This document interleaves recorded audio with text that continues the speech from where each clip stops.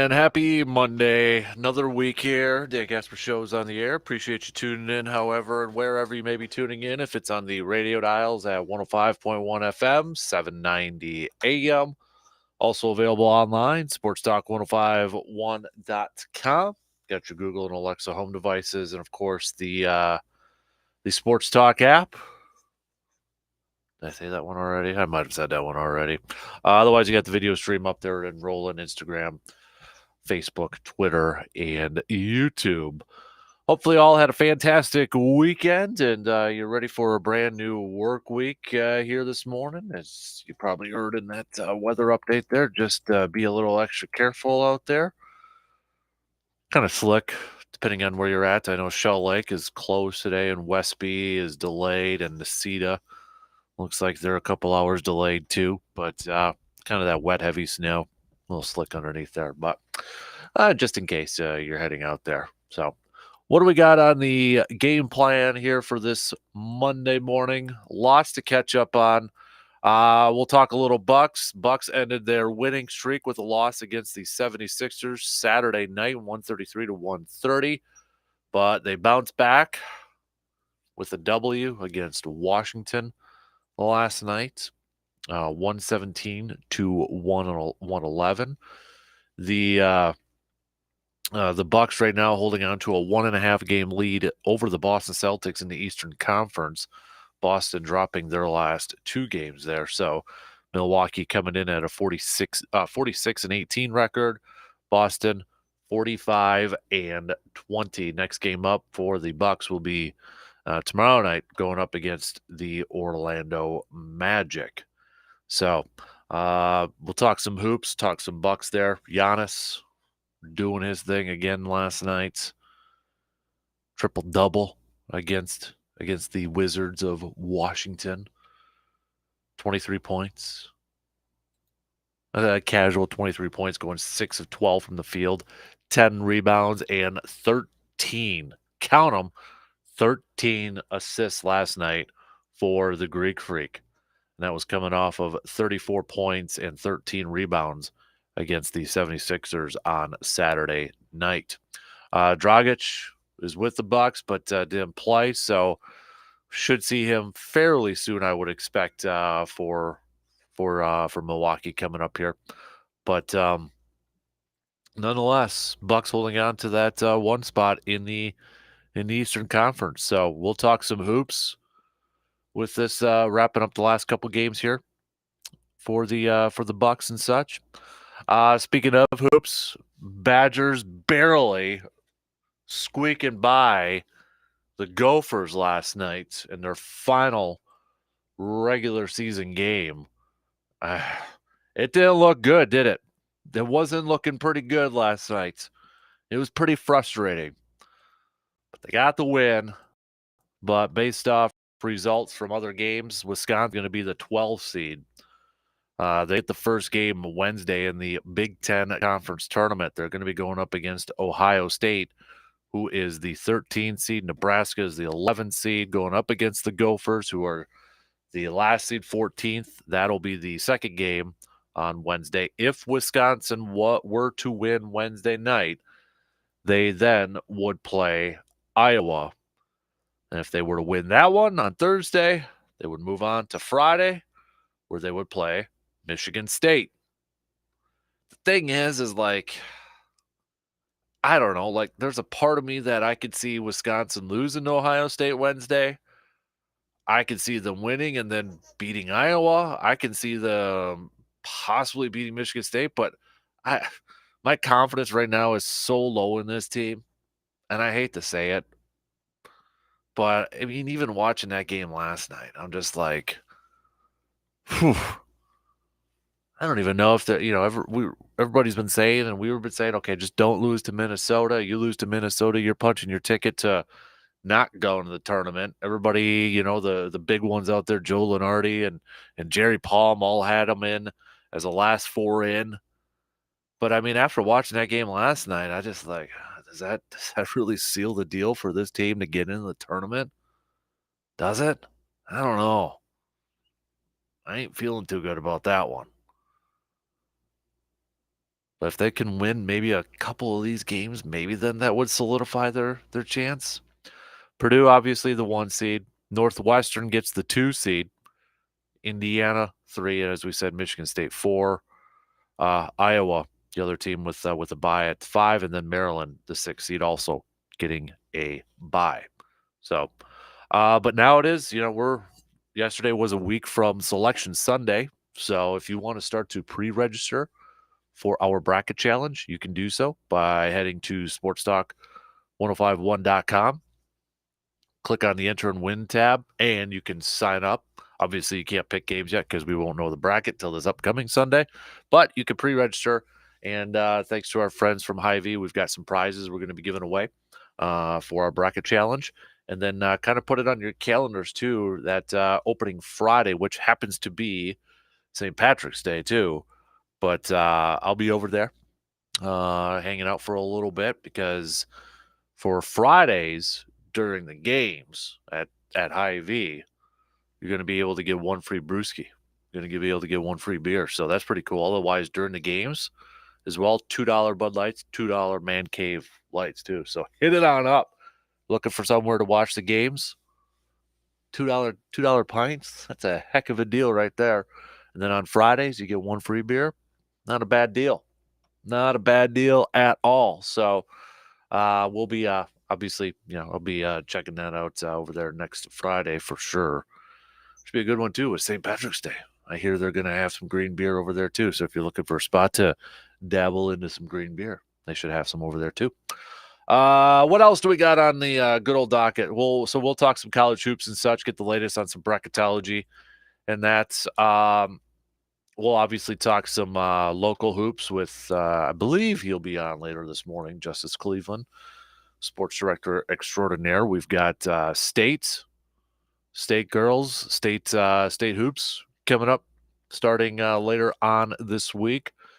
Donald, we know, is going number 1 seed. So Brandon's going to be on Thursday. We're going to switch it up here a little bit.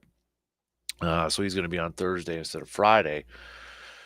Because when you look at the schedule coming up here, you've got Division 4 Colfax also moving on too. They, I believe, upset Neelsville, but Colfax will be coming in as a 3 seed. So they're going to be playing on Thursday. McDonald Central is going to be playing Friday. They are the 1 seed. Blair Taylor, also the 2 seed in Division 5. But we'll take a look at some of the brackets for the boys side of things too. Later on this weekend, we should know who's going to be moving on to states. So we'll recap all that with JC though. Speaking of which, Blue Gold girls basketball in their first round matchup, falling in their first round, but it was a battle, triple overtime. They fell Friday, and then the Blue Gold men's and women's hockey teams both falling in the WIAC championships as well. What else do we got? Hey, this might be decision week, so buckle up, Packers fans. It might be decision week, and maybe you're thinking, finally, for crying out loud, that it'll be decision week. Obviously talking about Aaron Charles Rodgers. If you look at last year, I believe, was it March 8th when that decision came out? Free agency starts March 15th, which is a week from this Wednesday. Then you got that whole legal tampering BS sort of thing. But how you feeling right now? The latest stuff out there, it's been fairly quiet on the Rodgers front, but perhaps one little nugget that could affect this whole thing is that Derek Carr is reportedly leaning towards the Jets, signing with the Jets. Now it'll be interesting to see if the Jets are going to be like, well, we still want to wait on, what's going to go on with Aaron, or what if if Derek Carr says, hey, I'm ready to sign with you right now. He calls up the Jets and says, I'm ready to sign right now. Let's do this thing. It'll be kind of curious to see what the what the Jets' response will be. Like, will they be like, "Yeah, let's do it right now, sign it up, get it done," or will they be like, "Yeah, let's hold on a second, kind of stall it a little bit to see what's going on with Aaron?" I don't know. I feel like Aaron kind of knows right now, and I feel like maybe Green Bay kind of knows right now. But let's say the Jets today, like this morning, announced that they've signed Derek Carr. Where else would they trade Aaron to? I mean, if we believe the Raiders, I don't know if I necessarily believe it, but if we believe the Raiders, they don't want to be involved in the Aaron Rodgers sweepstakes. They don't want to give up high picks. If we believe that. So where else? Well, apparently Tennessee. Who's he going to throw to? And Mike Silver said that Derrick Henry is potentially on the trading block. Was Tennessee going through a little bit of a rebuild? New England, maybe. I guess never count them out, but maybe they want to stick with Mac Jones. They brought in Bill O'Brien for Mac Jones, it sounds like. I don't know. I mean, the pickings are going to get fairly slim here. Saw something on Friday that apparently Carolina called in on Aaron, but if Green Bay's dead set on not trading him into the NFC, well, they might not have a choice if their only option is to trade him. They might not have that option to like, we ain't going to trade in the NFC. I don't know.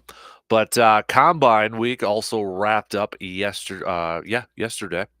So, of course, now you're going to have the influx of all these reports and rumors about, teams interested in this player, their, smoke screens and maybe some more rumors about teams moving up in the draft or backing out, all these mock drafts now coming out.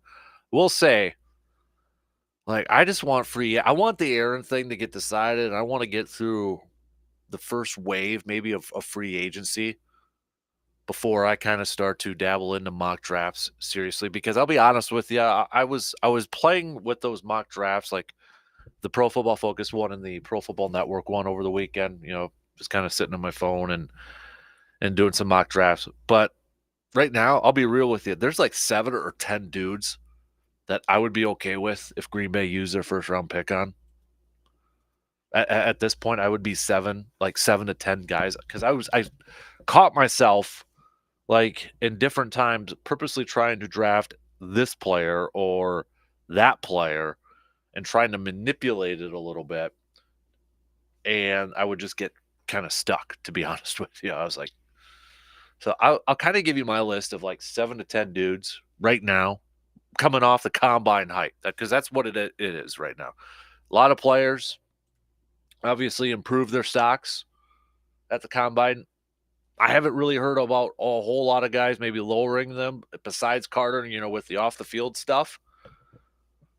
Saw that some teams reportedly have taken him off their draft boards. I think he may fall a little bit, but I don't think he's going to fall out of the first round. But yeah, and they're all over the place. I mean, I've got a couple of tight ends. I got a safety. I got a couple of wideouts. I even got an offensive lineman, maybe even an edge rusher on there. I was like doing it a bunch of different ways. And then like when I would get to the second or third round and be like, now what? That's where I just want the Aaron thing to get through and the first wave of free agency, because I think right now it's fun to do mock drafts. It's fun to kind of see how it all plays out. Some of the teams, where they're going to go. Like we all know Houston's going to draft a quarterback. We know that. We all know that Indianapolis is probably going to draft a quarterback unless they pull a little bit of a surprise and acquire Aaron Charles Rodgers. But again, if we want to believe it, they might want to finally actually get a long-term solution at that spot. But get through this first wave of free agency starting next week. Teams kind of fill in some needs, and then they go to their draft boards, plug in, kind of chuckle whenever all these teams say they don't draft for need. Well, you kind of do. You kind of do. We're not stupid. So But I'll go through my seven. It's about 7 to 10 guys there. World Baseball Classic starts this week too. So obviously spring training's been going on and such, but might look a little bit different now as some players will be leaving their respective ball clubs to head to the World Baseball Classic. I wanted to ask you all, with the first game, I believe starting tomorrow on the 7th, how much interest do you have in the World Baseball Classic? Like, is it is it something that you're down for? Like, I remember when it first started, and I remember watching it. I was kind of excited. It was a cool thing, but I also feel like maybe it's kind of coming in a little under the radar for a lot of people. Like, maybe kind of forgot, or maybe there's not a lot of hype surrounding it. Because I remember a few years. I mean, this might have been a while ago. Maybe it was like the first one or such. But I was like, this is some good stuff. It's interesting. I know Willie Adamas. He's pumped about it, calling it, a World Series in the spring. But I want to know from like baseball fans, is this something that you kind of get excited about, act up about, or are you just kind of like, yeah, whatever? I mean, you look at the U.S. team. I mean, you got names. Pete Alonso's on there. Tim Anderson's on there. Arenado, Mookie Betts, Paul Goldschmidt. I mean, you got guys on there, guys that you know. Mike Trout, Devin Williams, Brewers representing over there. But I'm kind of curious, like, and hey, how about I just saw this on the roster too. Griffey Jr. is the hitting coach, man. Andy Pettit is the pitching coach. Oof, that doesn't make you feel a little old right there. But no, I'm just kind of curious if anybody's like really into World Baseball Classic, or you're just kind of like, no, not really. Wish they would maybe do it during the off season or something like that. So, you can let me know on that.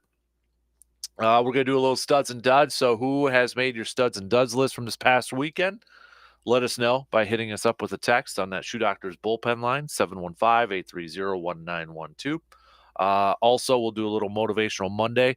Your Monday morning quarterback. What's that maybe sports item out there that you're kind of like doubting a little bit more or second guessing? Essentially, I've got mine. We'll hit that up maybe at the back end of this hour. So, but let's get things rolling here. Let's talk a little hoops to open up things. We'll talk a little Bucks. We'll talk a little Badgers as well. Badgers coming in as the 12 seed. Actually, I think I might do my Monday morning quarterback coming up right after the break here because it is related to the Badgers here. So, but we'll talk some Bucks and we'll talk about the Badgers 12 seed in the Big Ten Conference tournament, and then yeah, that's where we'll lead things off. Then we'll get to a little combine, a little football talk, and which could be decision week here when it comes to Aaron Charles Rodgers. We'll take that first break. And then to lead things off this morning, hoops. Bucks holding on to first place in the Eastern Conference, getting a little bit more of a cushion there. We'll hit that up after these words.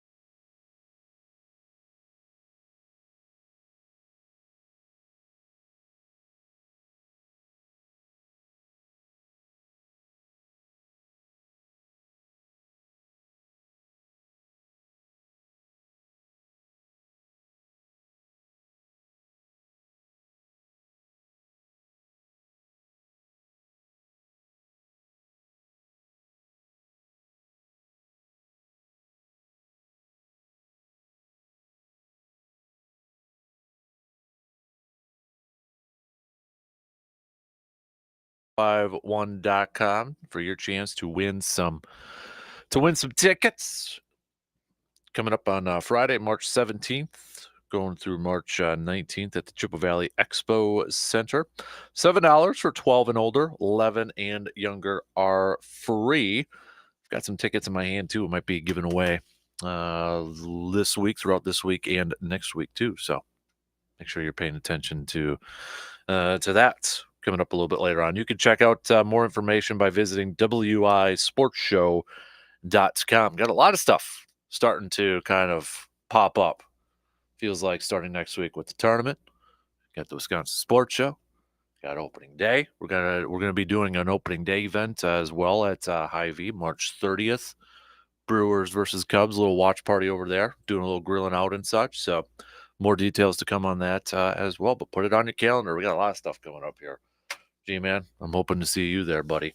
All right, let's get things rolling here this morning. Opening drive. We're going to talk a little hoops to open it up.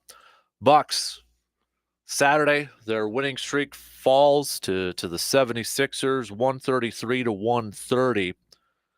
76ers just came out hot in that fourth quarter, outscoring the Bucks by 17 points. 17 points in that fourth quarter to close it out. James Harden, got to give the guy credit. I know he's not everybody's favorite player in the world, but the dude put up 38 points, 10 assists, was one rebound away from a triple-double. Joel Embiid also doing his thing, 31 points. It was led by those two guys. Bucks, I mean, their trio there, not a bad performance either. Giannis putting up 34 points and 13 rebounds. Brook Lopez was having himself a game, 10 of 16 from the field for 26. Drew Holiday at 26. Heck, even Grayson Allen put up 20 points. But that fourth quarter, Bucks not able to close it down. As we said, being outscored by 17 there. So their winning streak ends. But they were able to bounce back and pick up that victory last night against the Wizards, 117 to 111. Giannis, as he said after the game, kind of stole that triple-double of his. He had his 23 points. He had his 13 assists. I guess at that point he didn't have his 23 points, but kind of, getting his own rebound, lightly tossing the ball off the backboard, getting a rebound, getting his 10th rebound there, and getting that triple-double. But, as he said, he was having fun. But as he said jokingly too, he's like, yeah, I kind of stole that. Kind of stole that triple-double there. But, hey, don't matter. He was effective from the free throw line too, 11 for 15. Others helping out the cause for him, Drew Holiday. Carter coming off the bench was on fire from three. 6 of 10 from three for 20 points. Joe Ingles also shooting the ball well from behind the arc. 4 of 8. He contributed 14 points in a game that we did not see Chris Middleton in. So Bucks, a little back-to-back, which is no surprise there with no Middleton in there with that back-to-back. Off night tonight. Then they've got the Magic of Orlando coming up tomorrow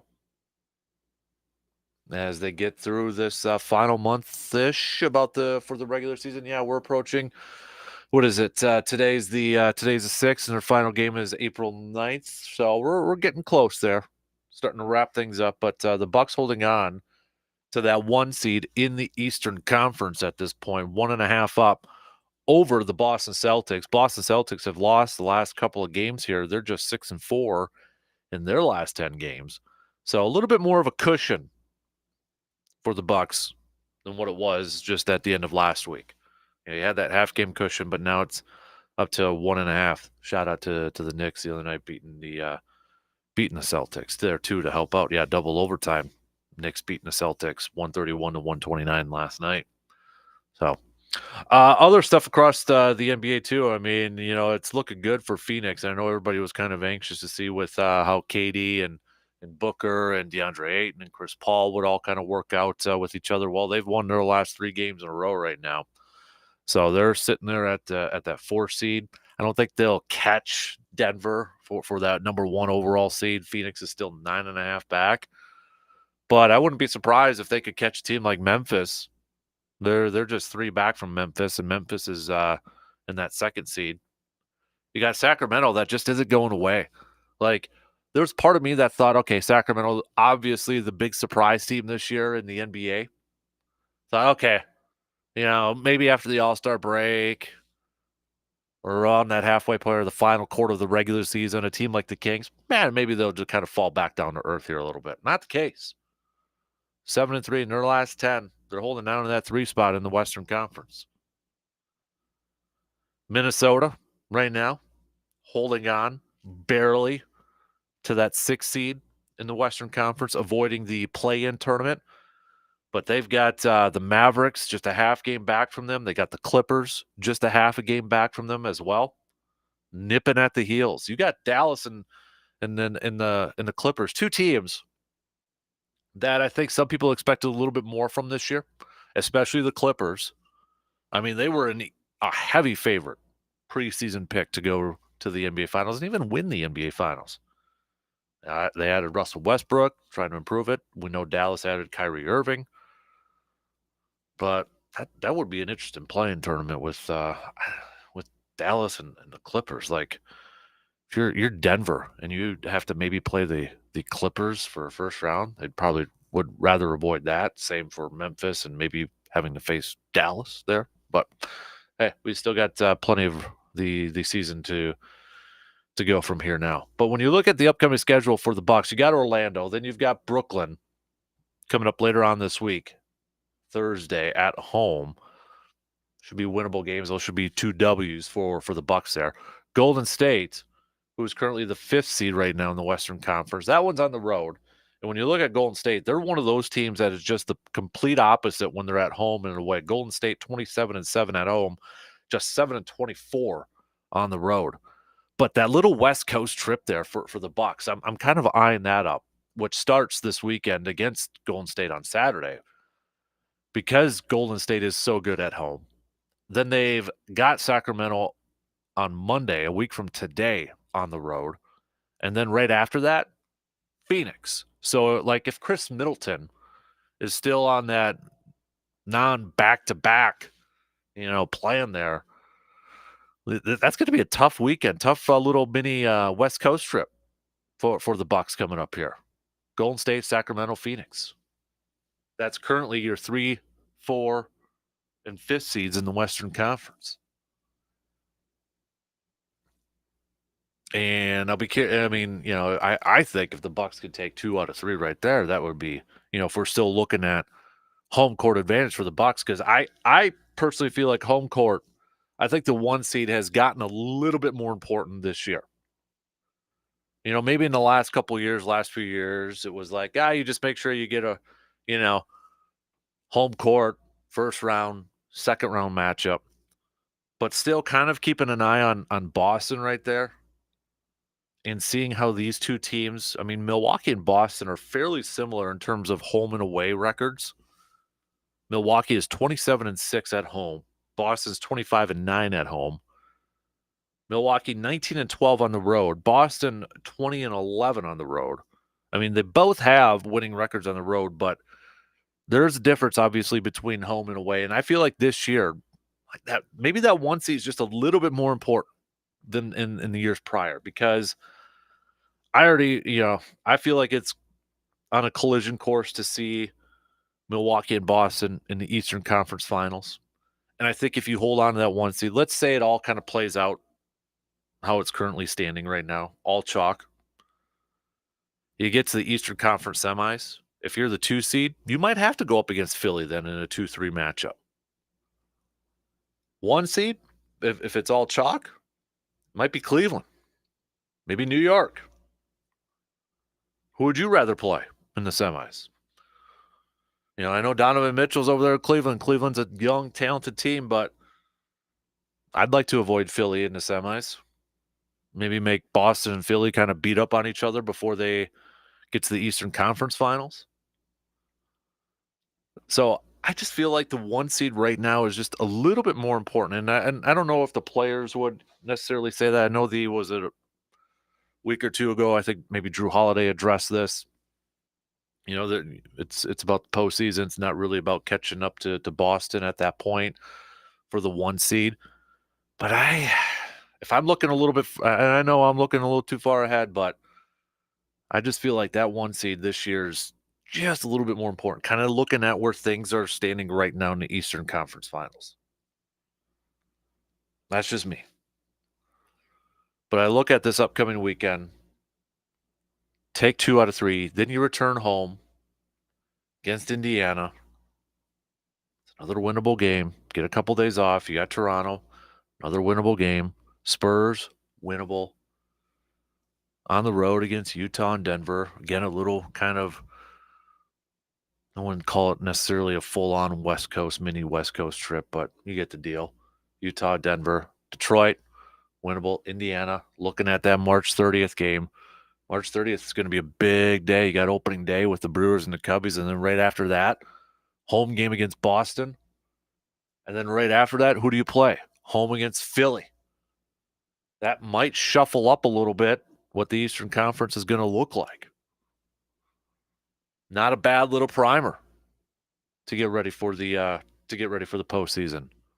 And then you finish up with Washington, Chicago, Memphis, and Toronto. But how important do you think this year it is for the 1 seed in the Eastern Conference if you are the Bucks? How important do you think it is this year? Knowing that you're kind of battling with Boston for it, knowing these home and away records. If you are the 1 seed, you probably would avoid playing a team like Philly in the second round. We just saw Philly this past weekend. I mean, do you want to go up with that again with Joel Embiid and James Harden in a playoff series? I don't know. I just feel like one is a little bit more important. Not to say that's going to be, decides the whole series and such, but because I still feel like if it is Boston and Milwaukee in that Eastern Conference Finals, it's going to go 7 either way. And maybe just that little bit of an advantage is from the home team. Switching over quick for a little bit here to some college hoops. As we said earlier, the Badgers getting the 12th seed in the Big Ten Conference Tournament. They're going to get the first game coming up on Wednesday night. They'll be taking on the Ohio State. And then after that, Minnesota, the last seed at number 14, taking on the 11th-seeded Nebraska. Badgers, it was looking pretty dicey last night. And I sitting there thinking, man, are they actually going to lose to the Gophers? After the whole week we were saying, you cannot lose to the Gophers. Everybody out in the world. It was that right after that Michigan loss. Everybody out there, all the analysts out there were saying, okay, that game was more important for Michigan than it was for Wisconsin. Nobody was giving Wisconsin any chance against Purdue, kind of wiping that floor. But everybody also said just can't lose to Minnesota. Well, I mean, they played Purdue tough, and then they come out and down at the half against the Gophers, and it looked really sketchy there towards the end. But thankfully, they came away with that 71-67 victory. But I'll tell you right now, my Monday morning quarterback, the thing that I'm second guessing now,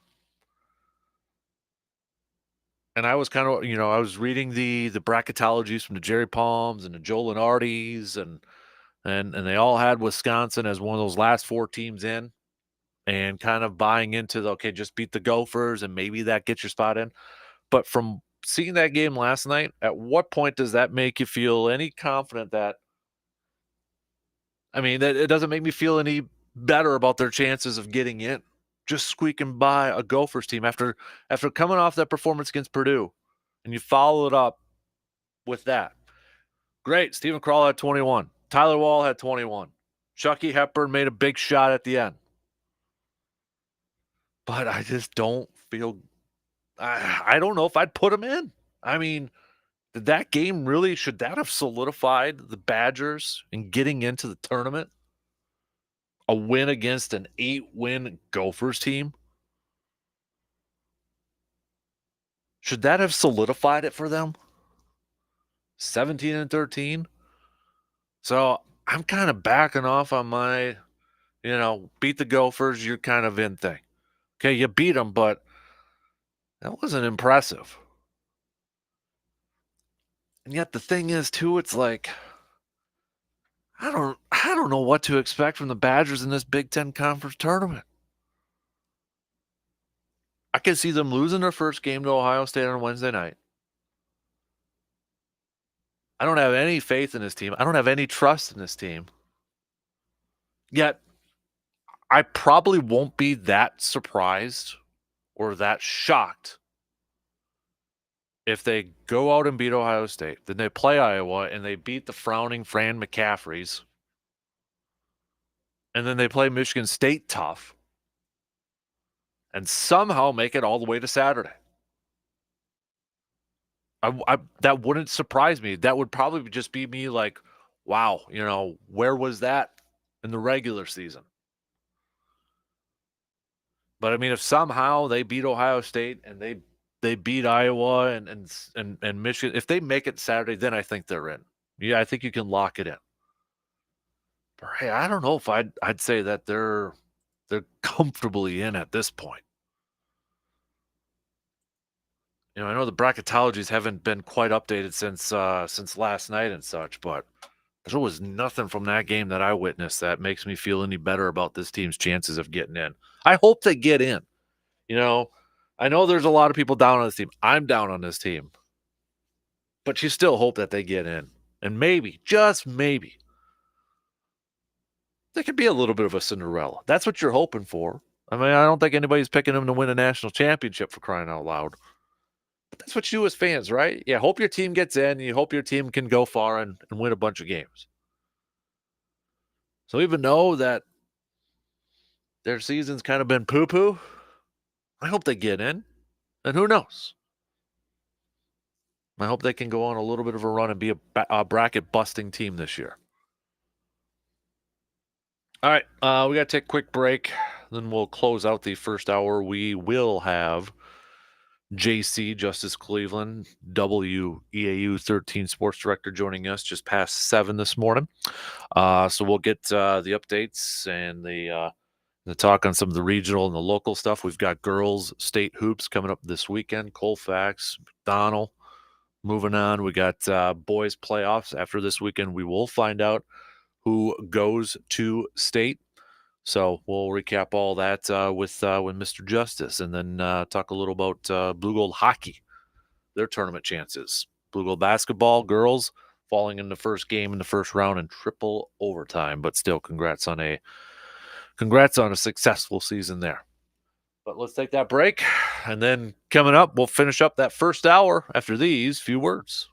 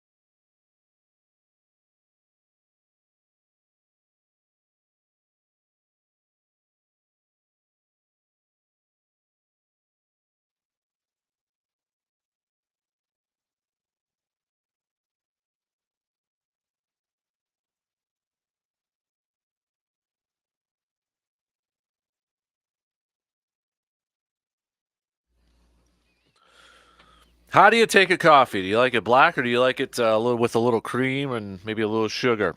You a hot or iced coffee person? Maybe you're a latte. You know what? Don't matter because it's your coffee. Maybe you mix it up every once in a while to keep things unique and fresh. That's why at Cabin Coffee in Altoona, they have a wide selection of options for you to choose from. Whether you are in the mood for a blended frappe, a nice white coffee, or an Americano, Cabin Coffee has the coffee that you are in the mood for. So head on over to River Prairie in Altoona and grab your beverage of choice at Cabin Coffee. And like they say on their cups, you know what? Just be happy and have a little fun out there. So I checked, I double checked the bracketology to see if it was updated this morning, and nothing. But the got a little bit of a discrepancy amongst Joe Lenardi and Jerry Palm. Joe Lenardi from ESPN, Jerry Palm from CBS Sports. Lenardi still has, and this was updated at 8 p.m. last night by Joe. He still had the Badgers as a last four in. Be curious to know after last night's performance, even though it was a W, if that were to change. However, Jerry Palm, and his was last updated yesterday morning. He does not have the Badgers in. He has them as one of the last, or I should say, one of the first four out. One of the first four out. Which, if you look at his last four in, he's got three Big Ten teams in there. He's got Rutgers, Penn State, and Michigan in there. Comparison sakes, for Joe Lenardi, last four in Mississippi State, Nevada, Wisconsin, and Penn State. I don't know, man.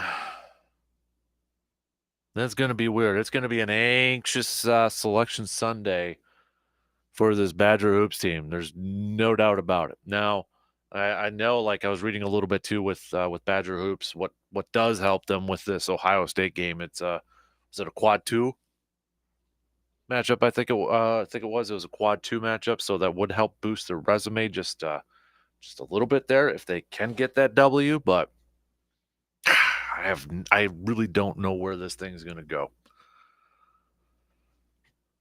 No idea. In case anybody's wondering, too, Kansas, Alabama, UCLA, and Houston were Joe Lenardi's number one seeds. Jerry Palm, Purdue, Kansas, Alabama, and Houston. So a little bit of a difference in there, too, because ESPN had UCLA as a 1. CBS doesn't. But it'll all be decided less than a week from today. Again, you can start to pre-register for your bracket challenge, our bracket challenge, at our website, sportstalk1051.com. It's free to sign up, and you could have your chance to win some pretty cool prizes and such. So, all right, coming up next hour, we'll hit it up with JC and EC, Justice Cleveland. We'll catch up on a busy local and regional scene there. We'll throw in a little baseball talk. I want to know, if you are a baseball fan, are you into the World Baseball Classic? Or are you of like, nah, not really? Maybe you just wish it was kind of happening at a different time of the year. I don't know. But are you going to be paying attention to it now that it starts this week here? Still got spring training going on. There's going to be guys, Devin Williams, I know, from the Brewers, Rowdy Tellez, Willie Adames. Spring training is still going to roll on, but you won't see those guys there. But are you kind of into the World Baseball Classic? I mean, obviously, it's a little bit of an Olympic feel, right? It's got that. Players representing their countries. But how much do you get into it? We'll hit that up. We're going to talk a little combine here, too. I've got 7 to 10 players who right now, we'll call it the combine hype. After the combine, we got a little hype going on, right? So I've got my 7 to 10 players that, I'll be honest with you, right now, I'd be good if Green Bay drafted in the first round. We'll hit that up a little bit later on, and that will change after the free agency wave, the first wave that begins already next week, which means it's probably decision week this week for Aaron Charles Rodgers. Where do you think? What's your prediction? Where do you think this is going to go? Get your magic 8 balls out. Get your own crystal balls out. Where do you think this is going to go? If we believe everything that's out there already, that the Raiders, they don't want any part of it. They don't have anything that they can give up. They've got other improvements, they said. Do you believe that? And reportedly, Derek Carr's leaning towards the Jets.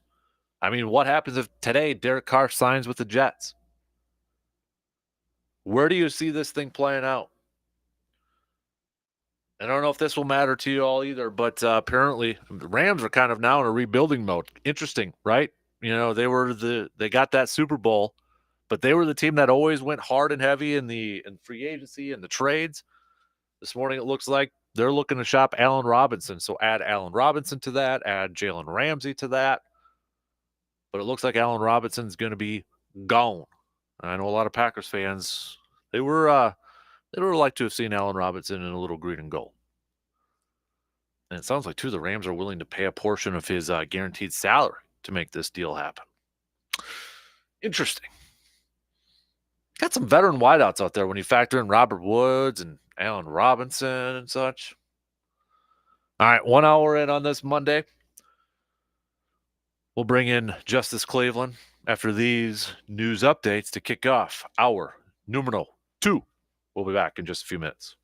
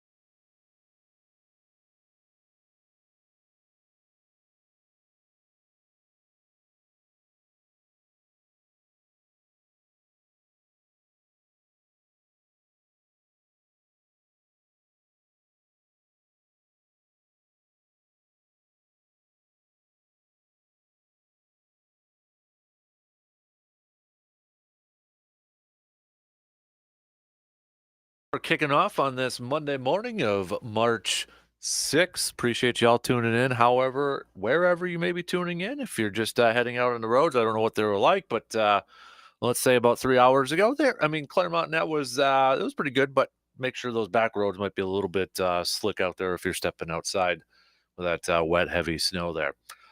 Coming up, we'll get to some we're going to get to some local and regional recaps from our man Justice Cleveland. I want to talk a little baseball as well with spring training going on, but now we got the World Baseball Classic that will be starting this week. And then we've got combine hype that we'll hit up a little bit later on. And it's decision week. Well, likely it's decision week. Let's see where you're kind of going with that Aaron Rodgers meter. Is he going to be playing for the green and gold? Is he going to retire? Is he going to be playing somewhere else? Where's that meter at for you at this current point? But let's welcome in our good buddy, Mr. Justice Cleveland, who has been doing a fantastic job, him and his team, covering the local stuff out there. How you doing this morning, bud?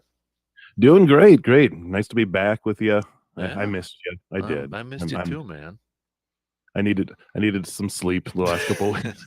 I don't blame you because it's been crazy, kind of starting to, settle down here. But let's start off with girls hoops because we've got a couple of local ones for sure. McDonald Central earning a 1 seed in Division 5, so they'll be over there in Green Bay.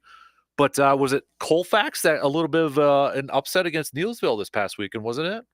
Oh yeah, I think you can talk to anybody and they would call it an upset. Neillsville had come in undefeated. Their last loss had been at the state tournament last year. And Neillsville, John Geyer has such a great program, and Neillsville's had some super teams as long as I've even been here. So, right. And then Colfax just played a great game. It was a gritty, old-fashioned basketball game. Came down to possessions. Teams were treating those possessions, just holding on to the ball, trying to get that perfect shot. Both teams were, and it came down to it. They did a Colfax with the final 10 seconds, getting a foul with 1 point. I think it was like 1.7 left.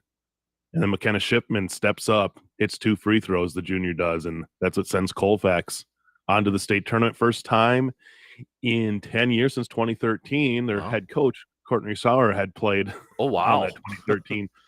Her dad being Joe Doucette, who was the head coach of Colfax, is now one of the assistants there. So kind of a neat thing going full circle there. But yeah, what a big win for Colfax. And they'll take on Laconia in Division 4. That will be on Thursday night. Yeah, that's awesome. So yeah, Colfax got the 3 because they reseeded them, correct, for this? Yes. Okay. Yep. Yeah. So Colfax is a 3. They'll play the 3-2 game. Okay. And then McDonald Central got the 1, and they play Friday against Albany over there too. But as we were kind of talking with Brandon a little bit, McDonald Central, probably no big surprise they're going down the state with how well they've played this year.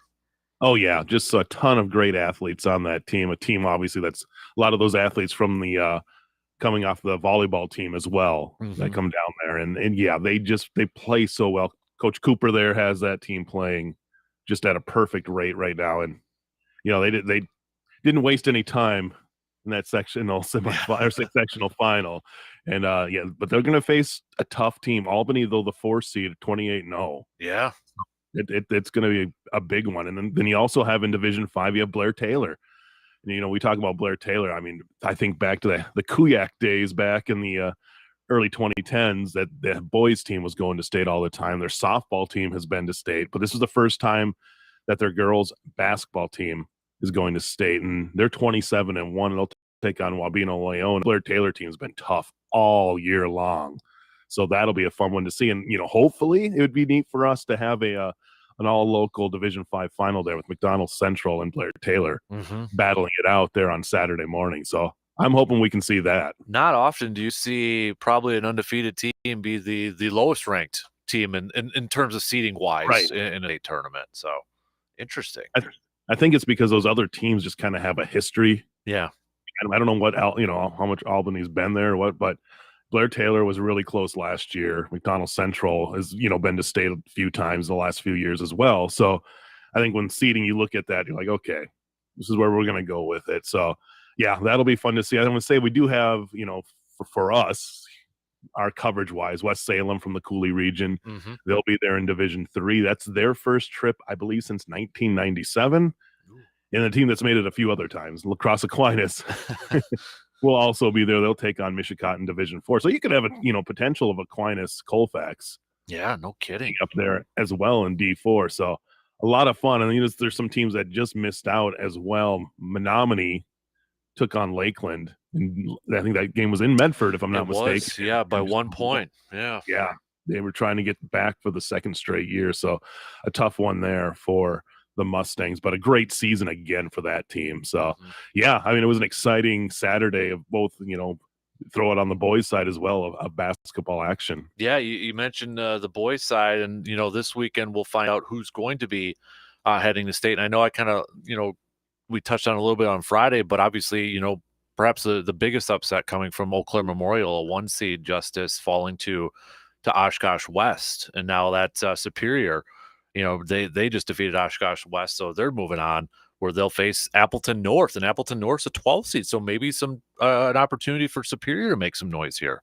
Yeah, I think there's a lot more. I mean, I don't want to say parity. You talk about parity when you're talking about like college, but it seems like that this year in the boys brackets, teams are a lot closer than they've been, especially in that D1. I mean, to see an Oshkosh West come into Memorial against a team that was immensely talented, and don't want to take anything away from Memorial. That's just, you had a tough game against a team that wasn't missing. Like I was there for the first half because I had to go to a different game, but Oshkosh West was hitting everything, and it's hard to stop. And that's the same thing happened in I think it was Division 3, Elk Mound. They were taking on GET on Saturday in the section or in the regional final, and GET just kept hitting threes, and it was kind of the same thing. It's hard, when a team's hitting everything. Yeah. What do you do? It's the old, it's Villanova winning the national title in the 80s. When a team shoots that high of a percentage, not even a great team, it's hard to stop. So yeah, we saw a little bit of that going on with the boys brackets there in this weekend. I got shout out Medford too, because in D2 for boys, they defeated Rice Lake, but this is going to be interesting, Justice. They're taking on La Crosse Central, who's the 3 seed. Medford's the 1. That's going to be at Menominee. But last year, that was the matchup in the I believe the sectional semi or the final to go to state last year too. So a little bit of a rematch in this matchup. Yeah, I mean, with Medford, you have a team that's just playing so well, and then you've got La Crosse Central, which is a team that every year so well coached and is there. You know what I mean? They have that experience. All those guys do. So it should be a lot of fun for kind of a grudge match here between those two teams. And then you look down on the bottom side of that bracket, and you've got a 3-4 matchup between New London and Mosinee. So you have Mosinee Medford potential sectional final. That would be I can only imagine the atmosphere of that game. Probably played at like DC Everest or something like that. Oh yeah, I mean, that'll be lit, because that's a conference opponent too. So yeah, exactly. So it'd be fun to see if that could end up happening. So we'll see. But I'm not going to take anything against La Crosse Central or take anything against New London as well. Two talented teams. Exactly. As well. You mentioned the Elk Mound one there too, but going to D3 here with Gale Electric Trempealeau, GET. I mean, Altoona, took them in that first round to overtime, and then GET takes down number 3 Kobe, now number 2 Elk Mound. So they're going up against West Salem, but as you mentioned, that's going to be kind of a local flair over there between those two teams. Yeah, and that one's in Arcadia, so not too far away if you want to go check that one out. That's on Wednesday too, because West Salem, with their girls team going to play a day before the girls team do. So everybody can head on the bus and head over to Green Bay the next day. But I mean, if GET keeps shooting the ball the way they are, that's going to be a tough team to beat. But West Salem's been a monster and a powerhouse all season long. So there's a reason you get the 1 seed, and I think West Salem, and they've had no problem their first 2 games. Yeah. So we can see what goes on there. Yeah, definitely. Division 4, you got Unity and Cameron moving on. Fall Creek's just kind of on a tear right now as that 1 seed. I mean, they've been looking pretty darn good since this postseason started, Justice. Yeah, and I think it's not gonna be an easy game against Whitehall. I mean, Whitehall, I know they've played each other, I believe, some point this year, if I'm not mistaken. But I mean, Whitehall had to take a scrappy Regis team that plays really tough defense, and then they went to Durand, Arkansas on the road, got the win there against the 2 seed. So it should be a good one. That's in Osseo Fairchild on Thursday. And yeah, you got Unity on the top there, undefeated. they barely were able to get past Cumberland, which is was a talented team. So now they stay in the same area and will take on Cameron, ironically, at Cumberland in their sectional semifinal. So and then if we get a Unity Fall Creek or what we get there, it'll be a fun one. That sectional finals and scheduled to be in Neilsville. And then of course D5 we have the Cinderella story. The Thorup team, the Thorpe Cardinals. I gotta give Brandon credit. Just this Friday, he said, "Don't sleep on Thorpe," and I didn't know if he was talking about that because that's his alma mater. But he's like, the Thorup, that's a team I think that they can make a run. And look at this, they're going up against McDonald Central right in his backyard too.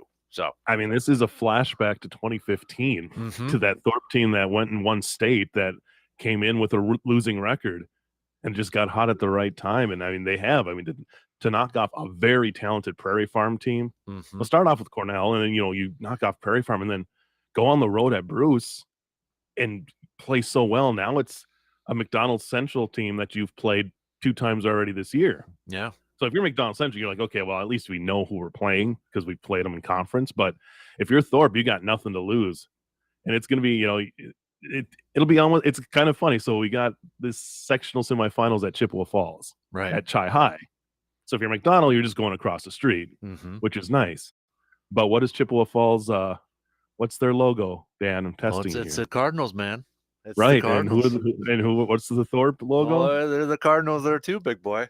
There you go. So both teams getting a little bit of a home cooking there when they play each other. That'll be neat to see that atmosphere with those two teams battling it out. So, absolutely, yeah, a lot of fun. I mean, it's this time of year.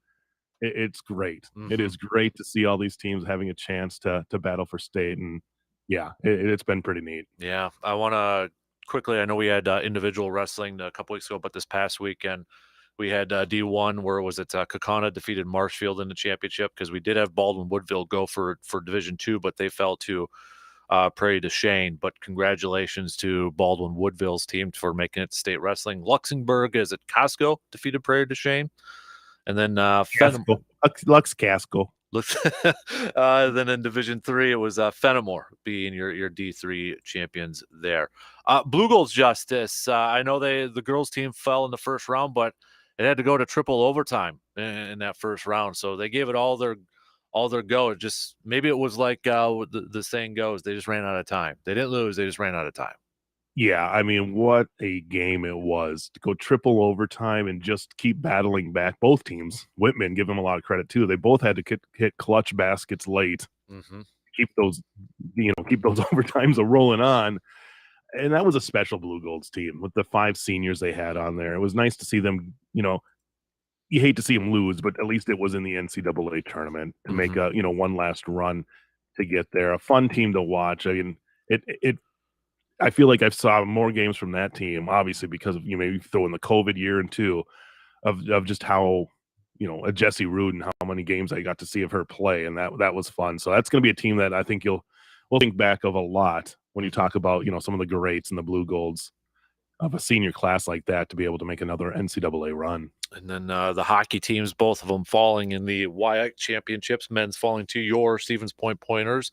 The women's team falling to River Falls. Will they find out? Is it selection? Do you know off the top of your head today if they make the tournament? The men's is today. Okay, that'll be this morning, I think, at 9:00, and then the women's was actually yesterday, and they did not get in. They just missed out, which it's unfortunate. I think only 8 teams end up going in. Okay, 8 or 10, and they were just on the outside, looking in. So it's tough because I mean, you got a team that's a top 10 team all season long, right? But when you don't have that automatic qualifier, then one of those at-large bids ends up going to River Falls, who justifiably is got to be in because they're the number 1 team, not only in the conference, but they were in the nation for a lot of the time. So, yeah, despite Eau Claire being able to beat them that last series, it ends up unfortunately being the numbers game, right? Ended up doing, but I mean, credit to Coach Strand's team. Another great performance. I mean, it's been, I think it was the last 7 years that it's either been River Falls or Eau Claire winning that conference title. Right. And they've battled each other each one of those years. That just tells you how good both those programs are. it's a flip of a coin a lot of the years, which one's going to end up going to the NCAA tournament. You'd love to see them both in there because they both have the potential of winning a NCAA championship. But unfortunately, in D3, it's kind of the numbers game. So Yep. we'll see. Next year, though, they'll be reloaded. And I mean, I think they'll be ready to go and make another run. Yeah, and hopefully we can talk about the men's team later this morning Yeah. going. So, But but it's going to be, I think they're right on the edge. yeah, And it's going to, and again, it's the numbers game. And now with the WIAC having the automatic bid on the men's side, so Stevens Point, that doesn't at least take out one of those pool bids, but it's going to be tough because there's a lot of really good close competition for the Blue Golds to get that. But who knows? I've seen stranger things in Division 3, so we'll cross our fingers and see what happens here in a couple hours. right, definitely. All right, big thanks to JC for breaking that all down for us. Tell you what, let's take a quick break, and then since Justice is going to be heading off to spring training later on this week, I want to ask Justice, what is he going to be looking for when he's down there for the Brewers? Any particular players or what's got him intrigued about this Brewers team? Remember, we got the World Baseball Classic starting this week too, and how much how many of you are going to be paying attention, or how much of it do you actually pay attention to the World Baseball Classic? Is that something that you kind of get excited about, or are you just like, nah, I'm more focused on spring training and my team, and rather focus on that. So we'll hit that up and then get back to a little bit more hoop stock too before we let JC go here too. But we'll take that break and we'll be back. It looks like in just a couple minutes after these quick words.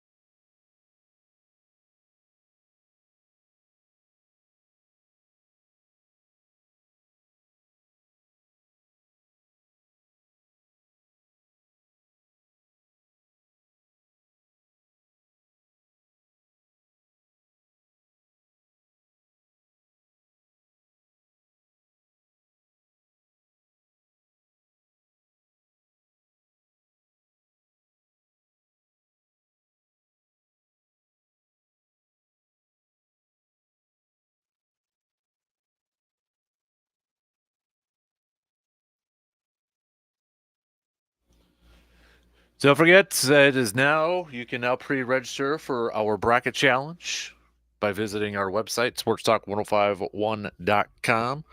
Winners this year, you're going to get some sweet prizes from our good friends over there at Hy-Vee. Plus, you don't want to miss this too. Fridays during the games over at Hy-Vee, the bar over by Wahlburgers there, you're going to be able to get a free beer there too every Friday during the games. On Thursday, or I should say any other days during the games, it's $2 taps for Man Cave Lights and Bud Lights too. So heck of a deal over there from our good friends from Hy-Vee if you're looking for somewhere to watch some of the hoop games over there. So we'll get back to some hoops talk here in a second. Justice is going to be heading over to take in a little spring training later on this week. So let me ask you, JC, what's got you most intrigued about checking out some spring training action from the Milwaukee Brewers when you go down there? First, I think it's just I want to see the new rule changes kind of being in effect and see how that pitch clock is doing. Because I mean, obviously that was it's already been a little contentious at times. Yeah. People talking about getting called for it, but that'll be kind of neat. I think they just have some good battles too. You got a new catcher, William Contreras. I want to see him, out there, and then yeah, I just see some of the younger guys. Obviously, Brown has been making noise. Garrett Mitchell, Yep. just some of these and see how the pitching's doing. So I don't have an exact, I always say Checklist or this time of anything? year, my brain has like been 90%, if not 99% prep sports. Yep. And then like I'll try to check out the Brewers games when I get a chance. So a lot of it's gonna be me just trying to get, a little maturated with this team and just seeing what they got going into the season. But I mean, you have a lot of the regulars still back. Yeah, you lost a few players, but I think I really want to see what some of these younger guys can do and what's the future there. Because I mean, you gotta imagine that you're gonna give Garrett Mitchell a chance to do something. He's got it. I'm looking at Brewers.com and he's projected to be one of the three, and he should be after how way he played coming up last year. So, but it's always fun to just go check out those younger guys, and that's what I'm looking forward to. So we had shout out to, I believe his name's Rodney, who was tweeting out this past couple weeks. I think he was placing some bets over at Vegas for Brewers odds to make the postseason. But he had tweeted out over the weekend to us that the Brewers odds to make the postseason actually increased, in the last week or so. So, I know it seems like Fangraphs and Vegas odds have been a little bit higher on the Brewers' chances this year, but you never know with that pitching staff over there, I guess. But Justice, you mentioned the rule changes. What have your thoughts been like so far? Like, were you a proponent of that? And if so, what were your thoughts on it? Are you still there? Did we lose you? I think we lost Justice. Justice, did we lose you? I think so. I don't know. All right. Well, Justice, if you can hear us, try connecting back to us. Oh, I'm back. You're back. Did you mute yourself? I didn't mute my Zoom. I muted I wanted to make sure I didn't get sound from Brewers.com when I was looking at stuff. Gotcha. And I'm like, I'm still on the Zoom, but it's really quiet. Oh, technology is great. I apologize. No, you're good, man. You're good. I'm just an old man pushing buttons here. And sometimes it works, sometimes it doesn't. What I was asking you is, you mentioned the rule changes, Justice. Were you originally a proponent, or what were your thoughts on it? And from what you've seen so far, I mean, obviously, I think one of the big talking points too has been the game length. A little bit shorter games here. Your first thoughts and reactions from kind of, you're going to be witnessing it in person, but from what you have heard or what you've seen maybe on the socials and such. I think we're seeing more with the pitch clock than anything. I haven't seen too much about, stealing bases and stuff like that with the bigger bases. And nor have you really heard a whole lot about the shift being kind of eliminated. I mean, there's different ways they can still kind of work around it a little bit by moving outfielders and stuff like that. But it's, to me, yeah, I think the pitch clock one is going to be the biggest one because it's just, you have some guys that just take their time. And we've all watched a game where a guy walks around the mound like 3 times before he goes and makes a pitch. And I think it's going to come in more into play in those bigger moments when there's a lot on the line and you only have that, designated time to get that pitch out. But guys will adjust. And I think it's for the better. I'm a proponent because, yeah, you do need to it's ridiculous when you have guys stepping out of the box 4 or 5 times in an at bat. Mm-hmm. I think of Ryan Braun adjusting his Yes. gloves every single time. It brings the game back more to what it was when we were kids. You know what I mean? When you're a kid, you're not sitting out there walking around the box, all that stuff. You're just going in there and swinging, and the Mm-hmm. guy's pitching. That's kind of how you like to see. So, I'm a big proponent of that, and just get you could have got rid of the DH. That would speed games up too, but Oh, that's never going away now. no. That's the one. That's a rule I am not a fan of, but Mm-hmm. I enjoyed the traditional having the pitcher's spot, but yeah, that's gone bye. Biden's never coming back. Did you see the Max Scherzer thing the other day? And I know he's been a big proponent of the pitching clock. I don't know if you saw the video the other day where he was kind of toying with it a little bit too with the batter. Like, I mean, he was ready, but obviously letting it click down and down and down, and then the batter was granted time. So then Scherzer kind of regrouped, but then he was ready to go as soon as that batter was going to step in. And as soon as that batter stepped in, he let it go and struck the guy out. And I know Scherzer kind of mentioned that pitchers now have more control and more ways to affect the game that way. That's where I'm going to be curious to see how many other pitchers kind of, I guess, strategize and use the pitch clock that way that we saw Scherzer do the other day. I can't imagine what Brett Suter would have been doing if he was still Right? on the roster. I have to see what he's doing in spring training to see that, but I kind of like it though. Mm-hmm. It kind of, yeah, like you say, gives. I mean, not that the pitchers haven't had a lot of control on the mound. Like obviously, the pitching talent's crazy at this point, and it's a reason why batting averages have plummeted. Mm-hmm. But the fact that you can do that and you get inside the hitter's head, yeah, it gives them a little more control that way. But then again, it's going to be, if you're a Max Scherzer, you know what you're doing. This Right, is a guy exactly. that has no doubt anytime he steps on that mound that he can do whatever he wants with that ball. Mm-hmm. You can have a lot of it's going to be a little different when you have a rookie pitching in a huge situation and they don't have time to really think. You don't have, maybe it might help them. That's my problem. Sometimes thinking gets in the way. Mm-hmm. So we'll see if that helps some of these pitchers. But yeah, it gives this little cat and mouse game that we haven't seen in a long time. So, and I think it's one of those things, right now it's weird having a clock, Mm-hmm. a shot clock kind of going off there. But I think by the time the season rolls around, we'll get used to it, and the players will too. Yeah, and I'm excited to kind of see it in action too at the Express games, Northwoods League Yeah. action I too. mean, yeah. And I mean, I've been to plenty of those games where you have some pitchers that are just, throw, get the ball back, step on the rubber, and, throw it again. Also been to games where it's long. Yeah. You got guys thinking about every pitch. Mm-hmm. So Yeah. I think it's going to benefit the game. I really do. Yeah, and I still feel like too that once we get into the regular season, I know everybody's been kind of tweeting out some of the really quick games. I almost feel like just naturally in the regular season it might slow down a little bit. I'm not talking like 20, 30 minutes, but maybe just a few minutes here or there, something like that. I almost feel like that's going to happen, and how much do like commercials and TV breaks kind of factor into that too? You know what I mean? Right. And you still have those. And I think did they cut down the length of I think they commercial did, breaks? yeah. Which is fine. I think no one's going to miss that. Yeah. Unless you're running to the bathroom or running to get a drink in the fridge quick, you just have to be a little bit quicker. Well, that's what I was kind of wondering last week. I was thrown out there like more so like going to a game in person. Like if I'm at Lambeau, I know when I'm going to the bathroom or grabbing something to drink or something like that. Basketball is kind of the same thing. It's just constant. And I wonder now if that's going to change for baseball. I was thinking about it more like in person sort of thing. Like, okay, I got to pay attention a little bit more here. I can't just get up and in the fourth inning and go grab something. I got to wait till maybe in between innings or something like that now.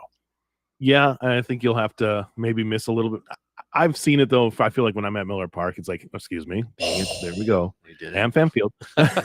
It's only been 2 years now. I should probably have that memorized, but I mean, it's almost better to go during an inning because you have a better chance of whatever line you're getting into. Yeah.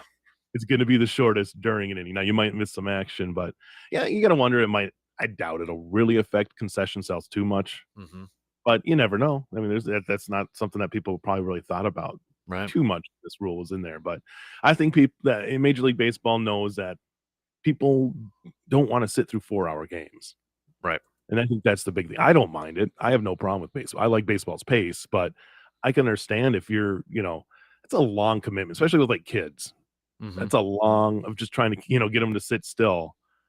It's a good test for them. But And I yeah, think the rules too, they're not doing this for the diehard baseball fans, right? They're trying to attract the general fans to be more of a diehard baseball fan.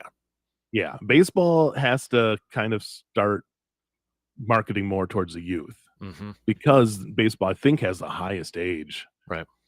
Like baseball, I think it's even higher than golf. Oof. Wow. Yeah, which has obviously a high median age as well. So baseball's got to, start appealing as well. And they're not doing these aren't crazy things they're doing. Mm-hmm. These are just kind of almost common sense things that they're doing. You can't just have a game that involves strikeouts and home runs. I know those are the two biggest things people look for, but after a while, it kind of gets old. You got to get some hitting out there, and that's why you get rid of the shift. Mm-hmm. You can't have, like I said, the pitcher those innings taking so long, so that's why you got the clock. So stolen bases are fun to watch. Yes. And that's why you get the bigger bases and hopefully get that too. So maybe bring back the old hit and run. Mm-hmm. Maybe Yep. bring back some bunting. I would be all about that. So we'll see how it works. I gotta, like I said, I don't think we'll be really noticing it as much once the season starts. Right. I wanted to ask you too. I know we got to restart the Zoom here in a few minutes, but World Baseball Classic starts this week. Is that something that you kind of pay attention to? I mean, what is that something you kind of follow along? Is that something you get excited about? So, or is it just yeah, well, whatever, it's there, it's cool, but it's not something that's like must watch for me. And I know you're a little, you're going to be busy in that, but in a normal setting. I don't know. For me, it's such a weird timing of it. I get why they're Mm-hmm. doing it during spring training, but you have two things going on at the same time. So it Right. kind of makes it a weirder thing. I wish you could do it more. In the off They season. don't want to do it in November Right. because then you're competing against the NFL. So this honestly, if you didn't, the only thing you could do is like do a break in the middle of the regular season, Mm-hmm. kind of like they used to do for like the World Hockey Championships.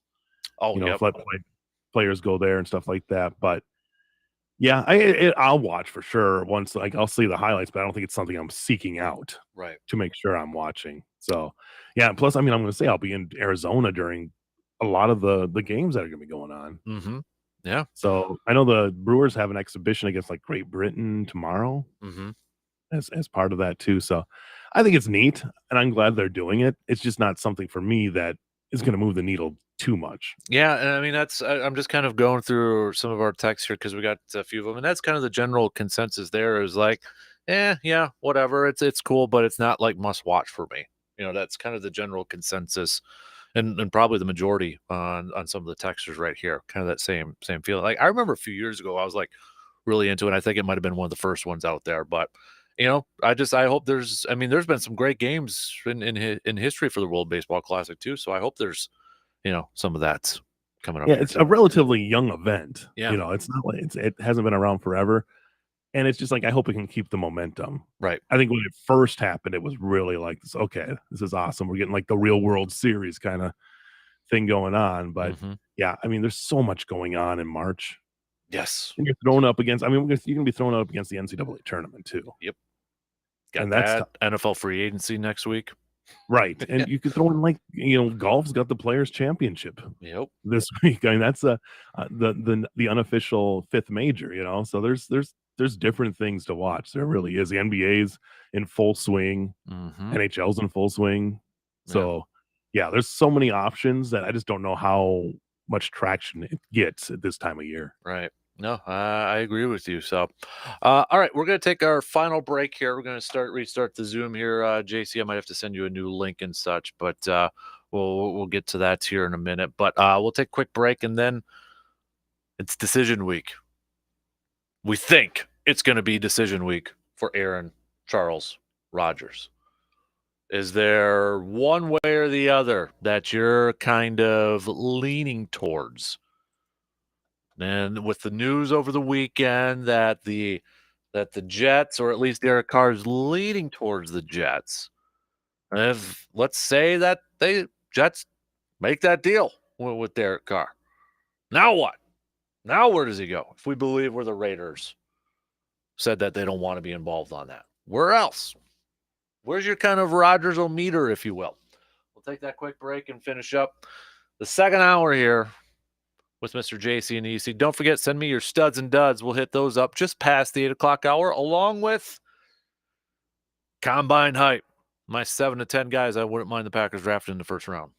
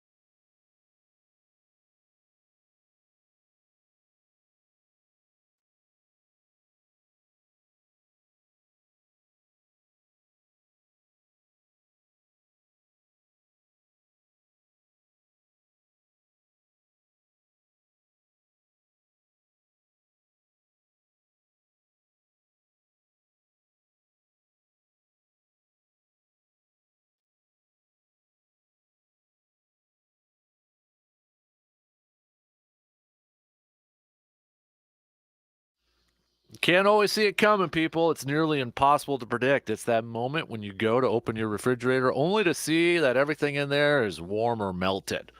That refrigerator of yours is busted. Now you're on the clock. You have to instantly decide whether you're going to find someone to fix it or maybe get a replacement. Same thing can happen with your washer and dryer. It can be a fairly stressful situation to figure out where to get that new washer or dryer or refrigerator without spending a lot of time finding one, and ideally, not a lot of money. Well, it just got a whole lot easier because of the Chippewa Valley Habitat for Humanity Restore. The Restore now has new unused Samsung appliances available: washers, dryers, refrigerators, and ovens. I was there Friday taking a look at all of them too. Pretty snazzy stuff over there.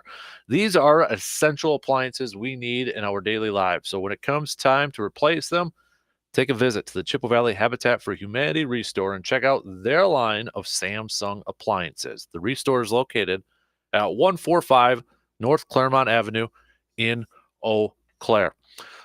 Big Worm asks, so as a huge Bucks fan, I knew this would happen already. Twitter is blowing up a little bit about Giannis missing that layup at the end to get a triple-double. Big deal, little deal, or not worried at all about what Giannis did? I'm not worried about it. I'm not worried about it either. No. I know he even mentioned it after the game. He's like, yeah, I kind of stole one there. And if anybody's making a big deal out of it, knock it off, in words that I can't say on the air. Yeah, you got something else to gripe about, I guess, there too. So, I mean, they could take it away if they really wanted to. Who cares? Yeah, I think didn't Westbrook try to? Somebody else has tried to do that before too. Yeah, so it's not the first time this has happened.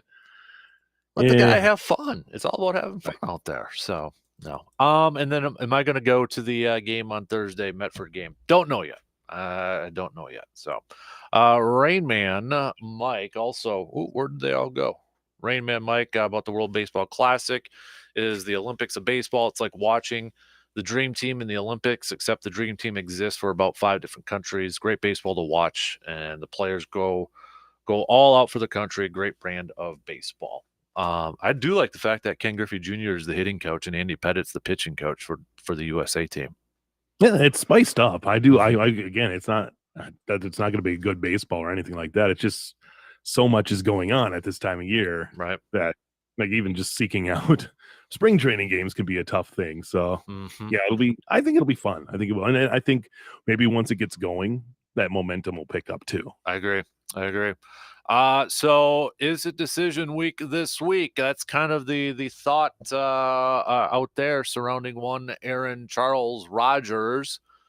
Will it happen tomorrow on McAfee Show? Will it happen at some point this week? Well, if you look at the calendar, free agency starts next Wednesday, but it's that whole legal tampering thing, which is a joke. It starts a couple days beforehand where, that's when I count free agency starting justice, because that's when you hear about the contracts agreed to and all that fun stuff. So, but nonetheless, it sure seems like this is the week for a decision to come down the line.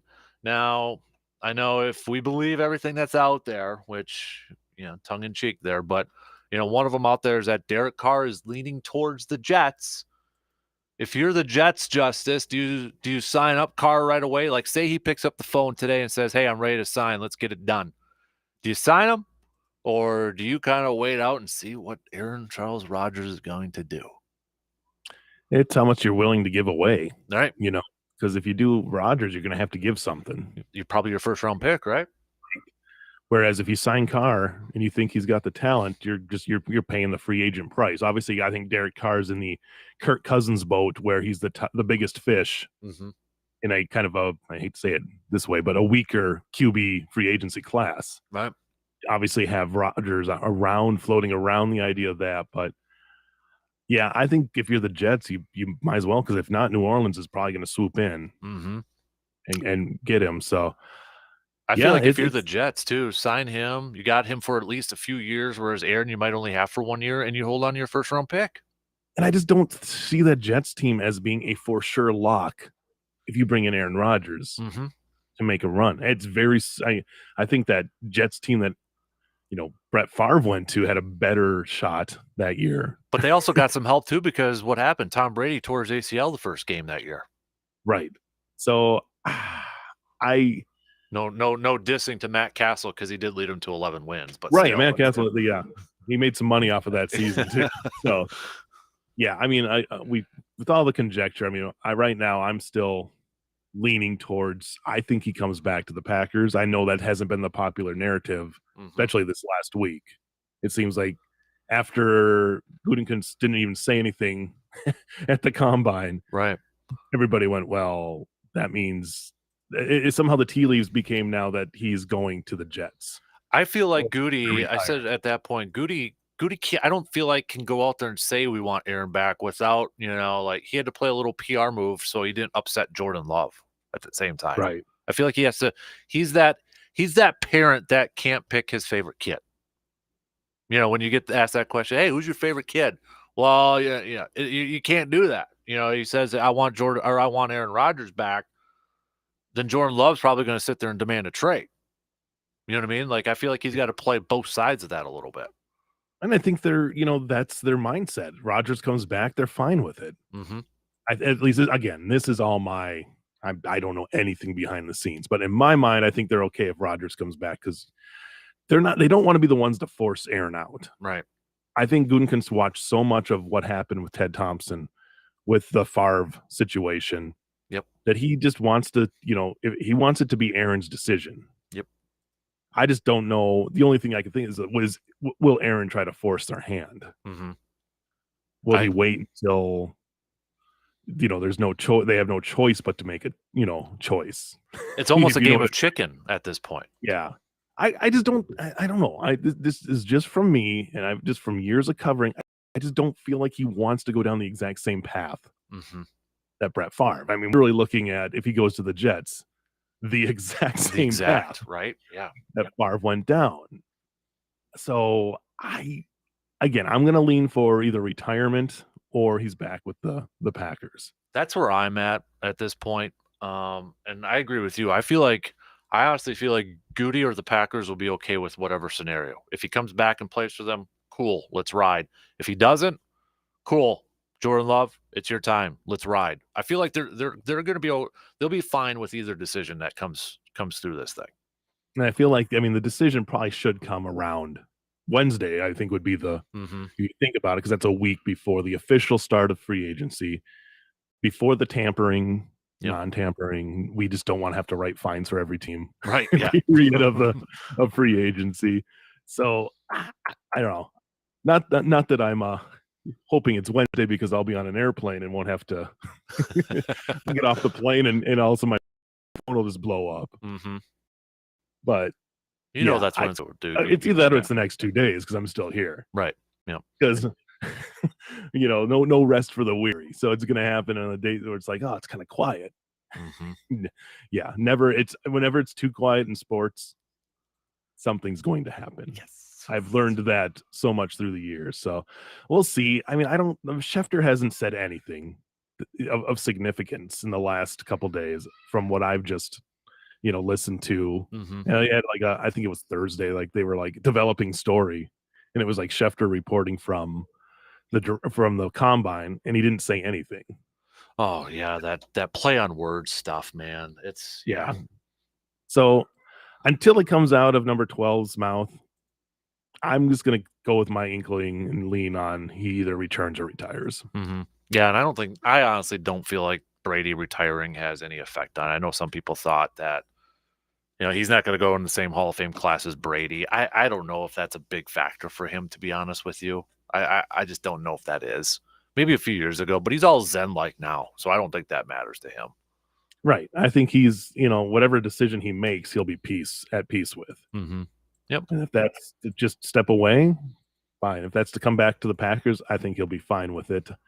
I think he just wants to know, I think obviously you'll have to restructure stuff. And I think maybe, that could be that's maybe holding it up a little bit too. Yeah. Like where's the point where he wants to bend to kind of help this team get players on it that can lead them to help them go to the Super Bowl. Right. So yeah, there's stuff behind the scenes none of us have a clue about. Nothing. We'd like to have a little inkling on it, but we don't. So. We're not part of Aaron's inner circle. Right. Which I don't even know if there is an inner. That's the thing. Is like I think maybe it's his agent and him. Yeah, it's not his. I don't think even as closely as he is with Cobb and Bakhtiari, I don't even know if I'd consider them as part of his inner circle, to be honest. Right. With you. I really think this is a guy who marches to his own, the beat of his own drum, and probably doesn't confide a lot of that stuff to people. I'm sure people are texting him all the time, trying to get an idea of what's going on. But yeah, to me, it's just a guy who's just waiting to see what happens. Yep. And when he gets a sign of what he wants to do, he'll do it. So. We'll find out, though. It's obviously gonna come to a T here in the next couple days, probably. Yep, I agree. All right, we got a couple minutes, so before I let you head off to warmer climates, so we've got Selection Sunday is now officially less than a week away. Justice. All week last week, everybody's saying about Badgers, just don't lose to Minnesota. Just don't lose to Minnesota. Well, they almost lost to Minnesota last night, Justice. And depending on which bracketology you look at, none were updated after the game. But ESPN, Joe Lenardi had the Badgers as one of their last four in. Jerry Palm, CBS, last four out. Even with that win yesterday, I don't feel good about their chances of getting in. What about you? Do you feel like they're in right now, or they got to make a little bit of a run in this Big Ten conference tournament? Oh, I think they got to at least make a win 2 games Mm-hmm. at the very least to be considered. Mm-hmm. And I think 3 games maybe will be enough to lock you in. But the fact that they're playing in that opening round, The first when's game, the last time? Yeah, when's the last time a team that played in the Big Ten opening first game somehow managed to make it into the NCAA tournament? It can't be that many. Can't be.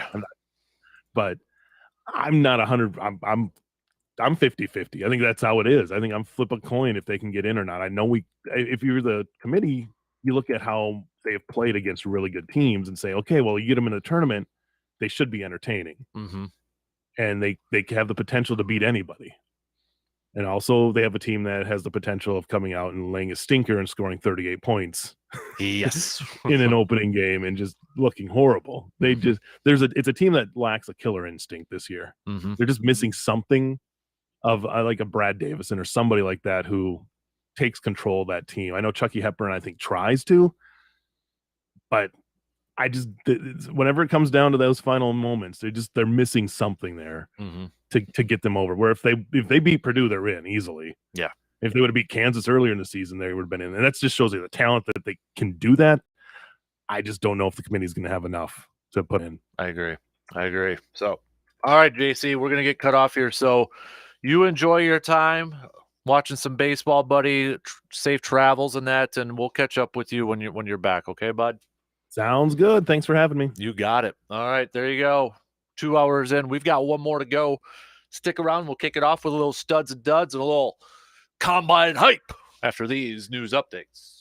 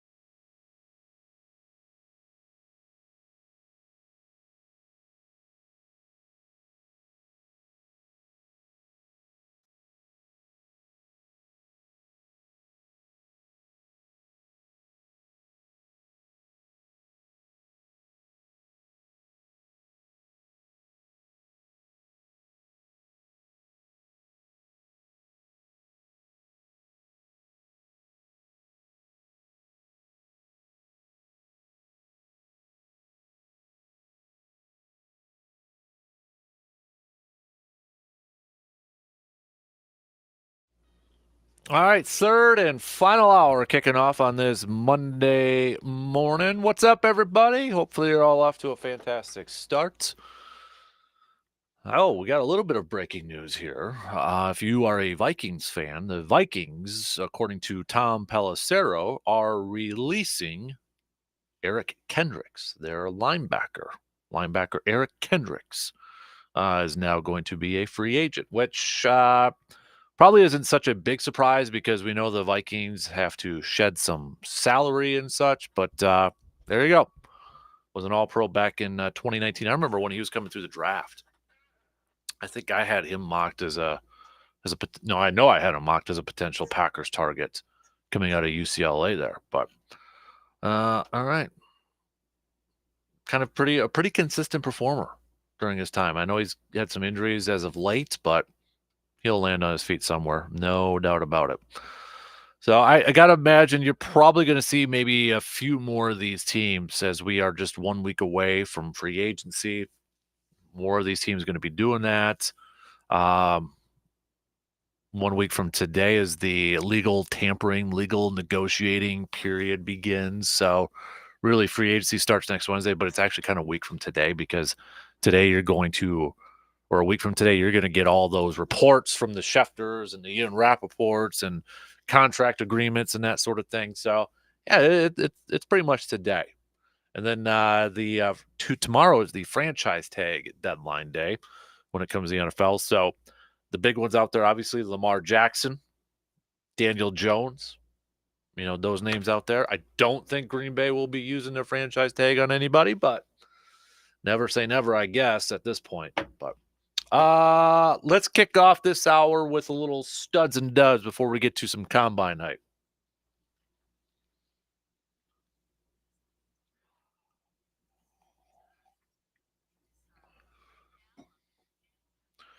All right, I got one stud and I got one dud. I try to keep it to just one per. Sometimes I'll do a couple per, but for this one, I'm going to lead off with my duds. Ja Morant.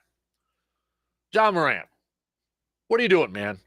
In case you haven't heard, so he's away from his team right now. The team initially, the Grizzlies initially said that he would be away for at least 2 games as he seeks help and the NBA conducts an investigation into the Instagram live video he posted early Saturday morning in which he displayed what appeared to be a gun while at a nightclub. Ja Morant, what are you doing, man? I mean, for crying out loud, you're one of the most talented, best players in the NBA. You've got your team, one of the top teams in the Western Conference, currently the 2nd seed in the Western Conference. You got to know better than to do stuff like this. And it's not just this, but a Washington Post story also detailed 2 incidents involving Ja Morant this past summer that resulted in police reports, but no arrests. In one of the incidents, a 17-year-old boy alleged that Ja Morant emerged from his house with a gun in his waistband and his hand on the weapon after a fight between the boy and Morant during a pickup basketball game in the Grizzlies point guard's backyard. The other incident was a confrontation with a mall security guard in a parking lot. What, Ja? Come on, dude. What are you doing? You're at the top of your game. You're one of the best, brightest stars in the NBA. Franchise player. Come on, man. You gotta know better than that. What's going on? I mean, dud. Ja Morant. Stud is a dude that I think a lot of players really helped themselves out at the combine this past weekend. I've seen more positive stuff than negative stuff in terms of players really helping out their stocks when it comes to the draft, which we can say now is next month. But one of them I think now is maybe going to add some intrigue into the first round in that quarterback group is Anthony Richardson from Florida. Anthony Richardson had himself a day, or had himself a combine, I should say. Showed off his speed. He was obviously one of the big-time winners from the combine in multiple areas. His arm, I think there were some people kind of questioning his arm strength there, but he unleashed, a few 60-plus yard throws.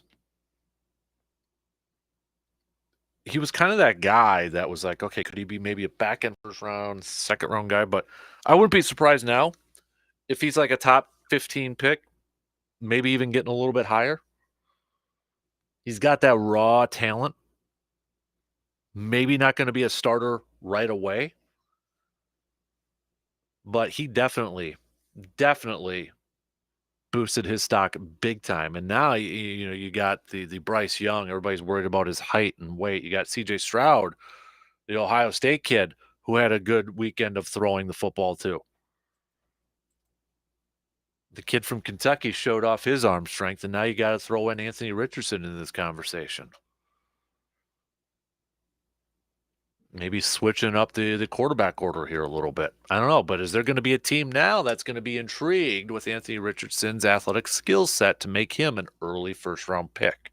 It's in the conversation now.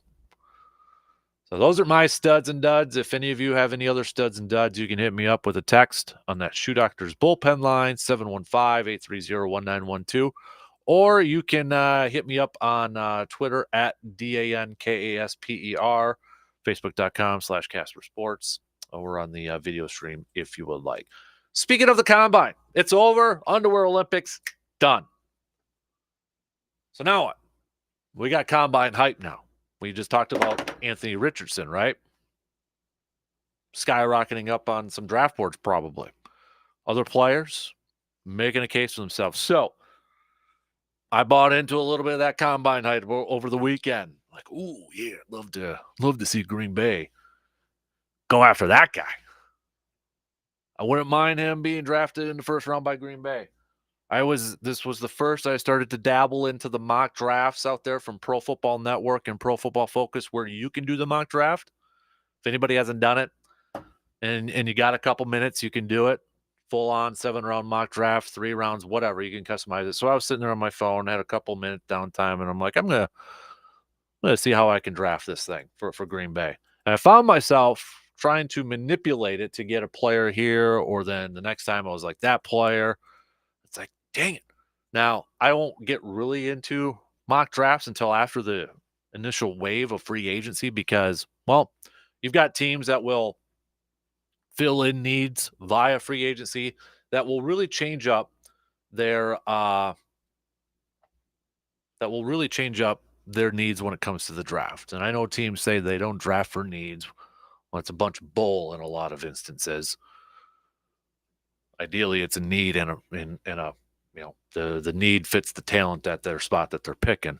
But nonetheless, I caught myself falling in love with like 10 guys for a potential Packers pick at number 15. Now, a lot of these guys probably won't be there, or maybe a couple of these guys, it might be a little too high, but I got a little combine hype with some of these guys. So these are my 10 that I kind of fell in love with that I think. No, I know at this point, because it's all about hype, I know I'd be okay with if the Packers selected him at 15. And again, there's a good chance quite a few of these guys won't be there. And there's a good chance that maybe these guys will be more of a later first-round pick. But no particular order. From Northwestern, offensive lineman, Peter Skornowski. He's got the lineage, obviously. Grandpa played for the Packers. Peter said he grew up as a Packers fan. Draft analysts out there believe he's more suited for a guard when he gets up to the NFL, which to me now it's like, okay, Green Bay has a need at guard. I feel like Elton Jenkins has a left guard spot locked up. Boom, bada bing. Right guard, I think, is a little bit unknown. Maybe not the biggest need. It's not the biggest need. But you'd like that spot solidified. Is it going to be John Runyon Jr.? Is it going to be Myers, their center, transitioning to guard, and then Zach Tom's going to be the new center? But you got a guy that can play some tackle, play some guard. Maybe he can transition over there to a right tackle for the Packers. All the analysts and the experts out there say that, he's more of a guard, but I feel like too, you can't have enough depth at that offensive line. I know this isn't going to be a popular pick. Maybe some will like it because of the Packers' history to it. But I want that offensive line fortified and set. And I think there's a little bit of a long-term pick involved in this too. Could he develop into their future left tackle? That's where he protects the blind spot at Northwestern. Maybe. But that was one of the guys I kind of fell in love with too. And maybe just the combine hype of it all is, oh yeah, that's a cool Packer story background. Lucas Van Ness. Probably recognize the kid's name from Iowa, right? Edge rusher over there. I do feel like Green Bay is going to look in this draft in the first couple of rounds. Again, depending on, I know the caveat to all this is free agency, but I think they're going to try to get a little bit more depth from the pass rushing, from the defensive line perspective. And when you look at Van Ness, I mean, that's a big guy, 6'5", 270-some pounds. We know the the Packers have a history of targeting a lot of Iowa players, especially on the defensive side. Mike Daniels, Micah Hyde, a couple, ringing the bell there. But this is a guy, too, that because of his size, you kind of wonder, can he put his hand in the dirt? He can stand up, can do a little bit more. Versatility aspect to it. So after this weekend, he showed off some of his speed. He was kind of looking at, where he ranked in that. But the production score, according to NFL Next Gen Stats, production score, he was 73, ranked at 12th. Athleticism score test, I mean, all these data is ranked 9th. Yeah, total score ranked 7th in that. If you want to know his 40, it was a 4.58. 3-cone drill was about just a skosh over 7 seconds, 7.02. But I just wonder, with his size, could you add a little versatility to that, maybe a little bit? I feel like Green Bay is going to try to get more depth in this draft with their edge rushers, with their defensive line. Maybe you look at a guy like Lucas Van Ness. Brian Branch has been a guy that a lot of, from what I've heard from all of you Packers fans, kind of already eyeing up. Safety, Alabama. Kind of looking at that position as one of the biggest needs in the end for the Packers this year. What's the plan going to be? Is Rasul Douglas going to convert over there? Is Darnell Savage going to stay at safety? Is he going to be a nickel corner? Are they going to bring back a guy like Adrian Amos? What's the deal here? You look at Brian Branch, and he's actually, he's a combo kind of guy. His production score was 96, which ranked first amongst cornerbacks. But he's a safety prospect. He's a guy that can cover the slot. You can put him in different parts of this defense. That versatility again. You bring that into play here. And I think that's that versatility that has a lot of Packers fans excited about the potential putting him in this defense. You can have him at safety. You can have him covering the slot, playing a little bit of a nickel role. That star position that Joe Barry talks about. But Brian Branch is obviously a guy that a lot of Packers fans have been kind of talking about. And then you got the tight ends here, which the tight end thing is going to be interesting for me to follow here a little bit. We all know this draft is full of talented tight ends. But again, all those experts out there say tight ends are the hardest one to project into the NFL. I'll be really curious to see how many tight ends get taken in the first round. And if there isn't any taken in the first round, is there going to be a run? I feel like there's going to be at least one or two. But if there's not a lot taken in the first round, will we see that run maybe opening up in the second half or the second round, excuse me? I mean, you've got the Dalton Kincaid. You know, you probably heard about him, Daniel Jeremiah from the NFL Network. That's his number one tight end. You know, you got Mayer from Notre Dame, who's always been consistently up there in the first round. It's kind of fallen down a little bit if you look at the mock drafts and such. But he's more that inline tight end sort of thing. But the one guy that I was kind of looking at before the combine, he's got such an intriguing physical set, and he flashed at the combine. I thought maybe Green Bay might be able to get him in the second round, but I don't know now after what he displayed at the combine, not only with a ridiculous one-handed catch, but it's Darnell Washington, this tight end from Georgia. 6'7", 260 plus. You probably saw him making some plays in Georgia. He can block. He showed off that catching skills at the combine.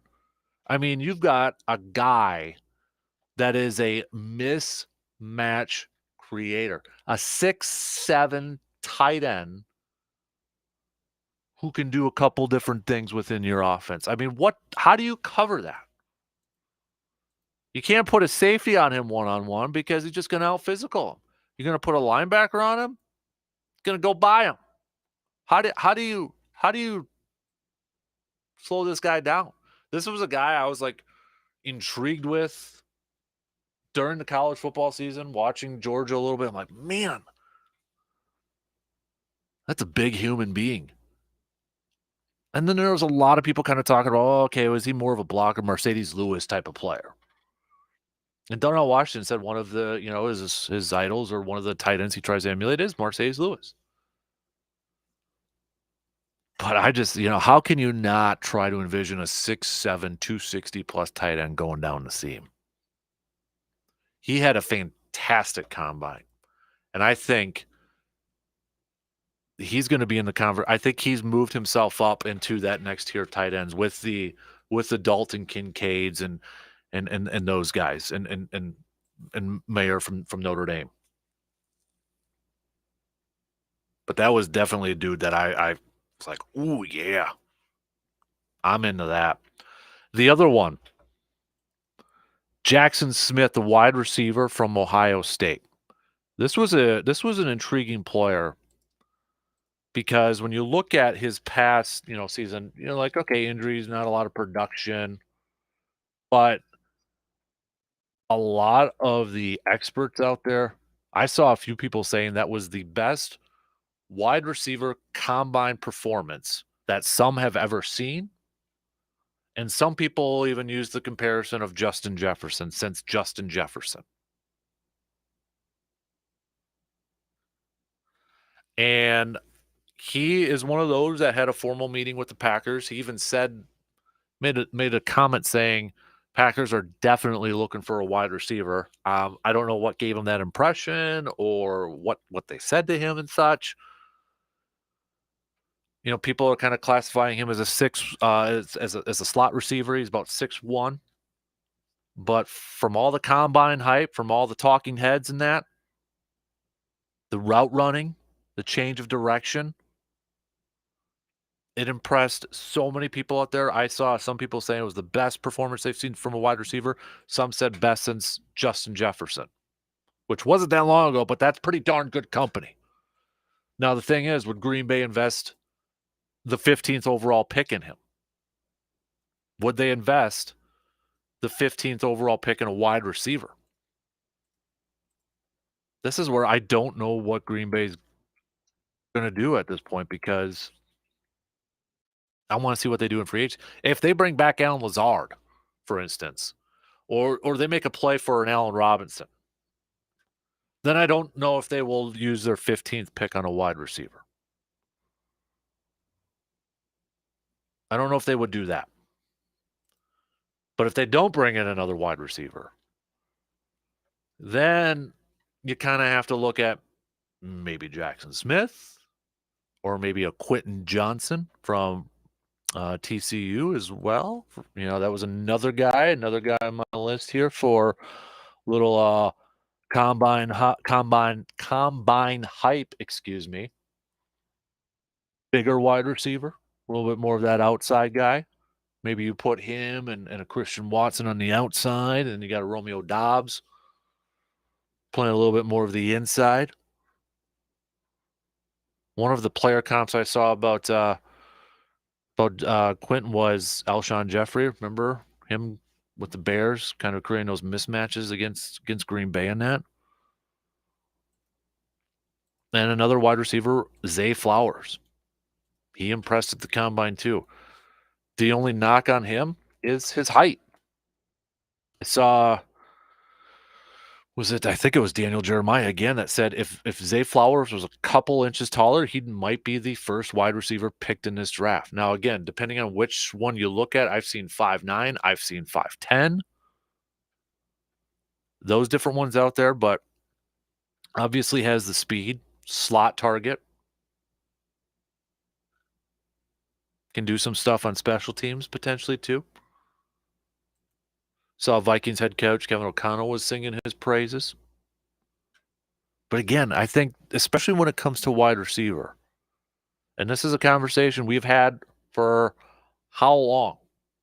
For many years about Packers drafting a wide receiver in the first round. It hasn't happened. But I think, and you kind of wonder too, like how much of an Aaron Rodgers factor would this be? Like if Aaron comes back and plays for the Packers this year, would the Packers draft a wide receiver in the first round or not? If Jordan Love's a starter and will probably be the long-term starter, do you draft another wide receiver, let those young receivers grow with Jordan Love? But I also think a factor in is, like I just said a little bit earlier, are they going to bring in a veteran wide receiver? Are they going to bring Alan Lazard back? If they do, then I don't think they'll draft a receiver at 15.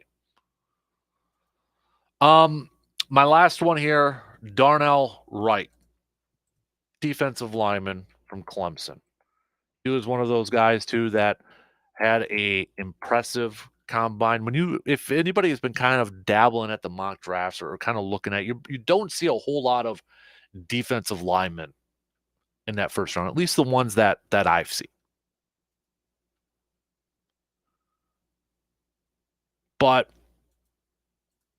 when you look at what Darnell Wright, and I'm one of those that I want more defensive linemen. I want another guy paired up with Wyatt and Kenny Clark. Create that rotation up there. And when you look at Wright, he's a bigger guy, 6'5", 330 plus. Excuse me, not offensive tackle. I was thinking about the other guy. My bad. Offensive tackle, Darnell Wright. Again, goes back to the who's going to play right tackle. I had a defensive lineman on my mind. My bad. But Darnell Wright. Plug and play right tackle. Who is that right tackle this year for the Packers? Is it going to be Yosh? Are they going to bring him back? Is it going to be Zach Tom? If they want Zach Tom as their center,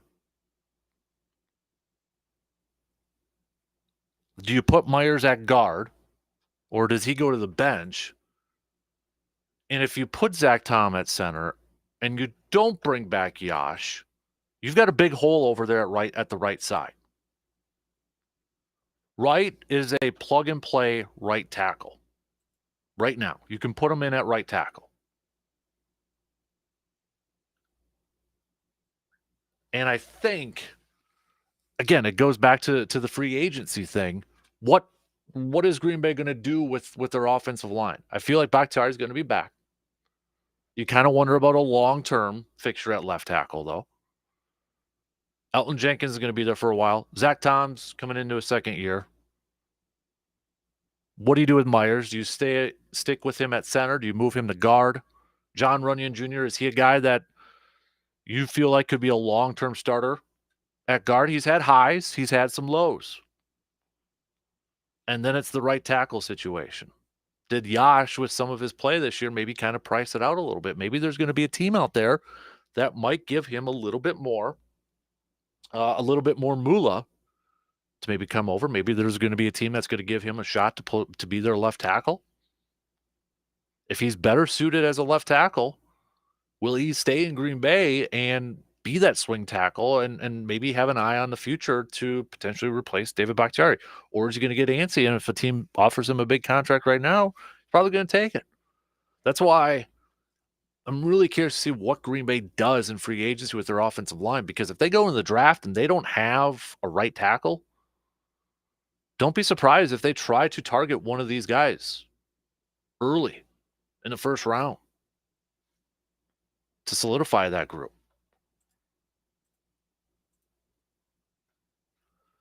Going back to the defensive line, because defensive line was actually my last one, but you got Jalen Carter. We'll see how he's going to go with the whole draft process with his off the field stuff. But after Jalen Carter, you don't have a lot of other defensive linemen on first round mock drafts. You got Cansey from Pittsburgh, but he's a little bit undersized if Green Bay sticks with that 3-4 up there. You got the other guy I was thinking from Clemson was Brian Breesy. But again, is he a first round type of pick? Yeah, I don't know. He did have a decent combine. He's an interior defensive lineman that's 6'5", 6'6", depending on what site you're looking at. Just right at 300 pounds. I saw some people kind of even comparing him to Dean Lowry. I don't know if that's accurate enough for my taking, but I want Green Bay to add a couple more pieces to that defensive line. I want them to add a little bit more. I just don't know if there's going to be that guy in the first round. And again, they drafted Wyatt last year in the first round. Are they going to bring back Reed? Are they going to give TJ a little bit more reps at defensive line? You got Mozzie Smith from Michigan. He apparently met with Green Bay. I saw a player count for him as Dontari Poe. Remember him? Drafted by, was it Kansas City? Then played for Atlanta or vice versa? I want Green Bay to add some more beef on both the offensive line and the defensive line. It's just, I don't know if there's going to be that defensive lineman for their 15th overall pick, and I don't know if there's going to be any offensive linemen that are going to be worthy for that 15th pick.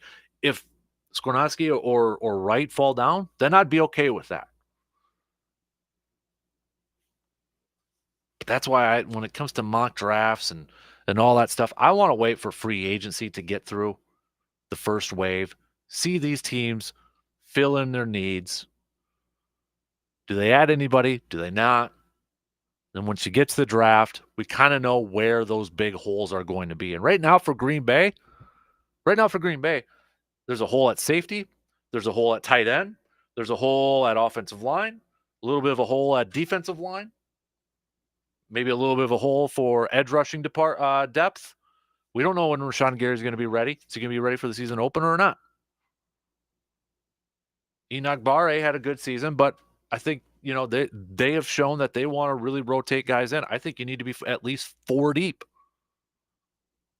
And when Rashawn's healthy, I say they're 3 deep right now. And then you factor in 2 wide receiver. Right now it's Christian Watson and Romeo Doubs. And maybe Samori Toure can get more opportunities. I want to see that kid get more opportunities too. But if they don't bring in a veteran, you probably got to invest a high pick in a wide receiver too.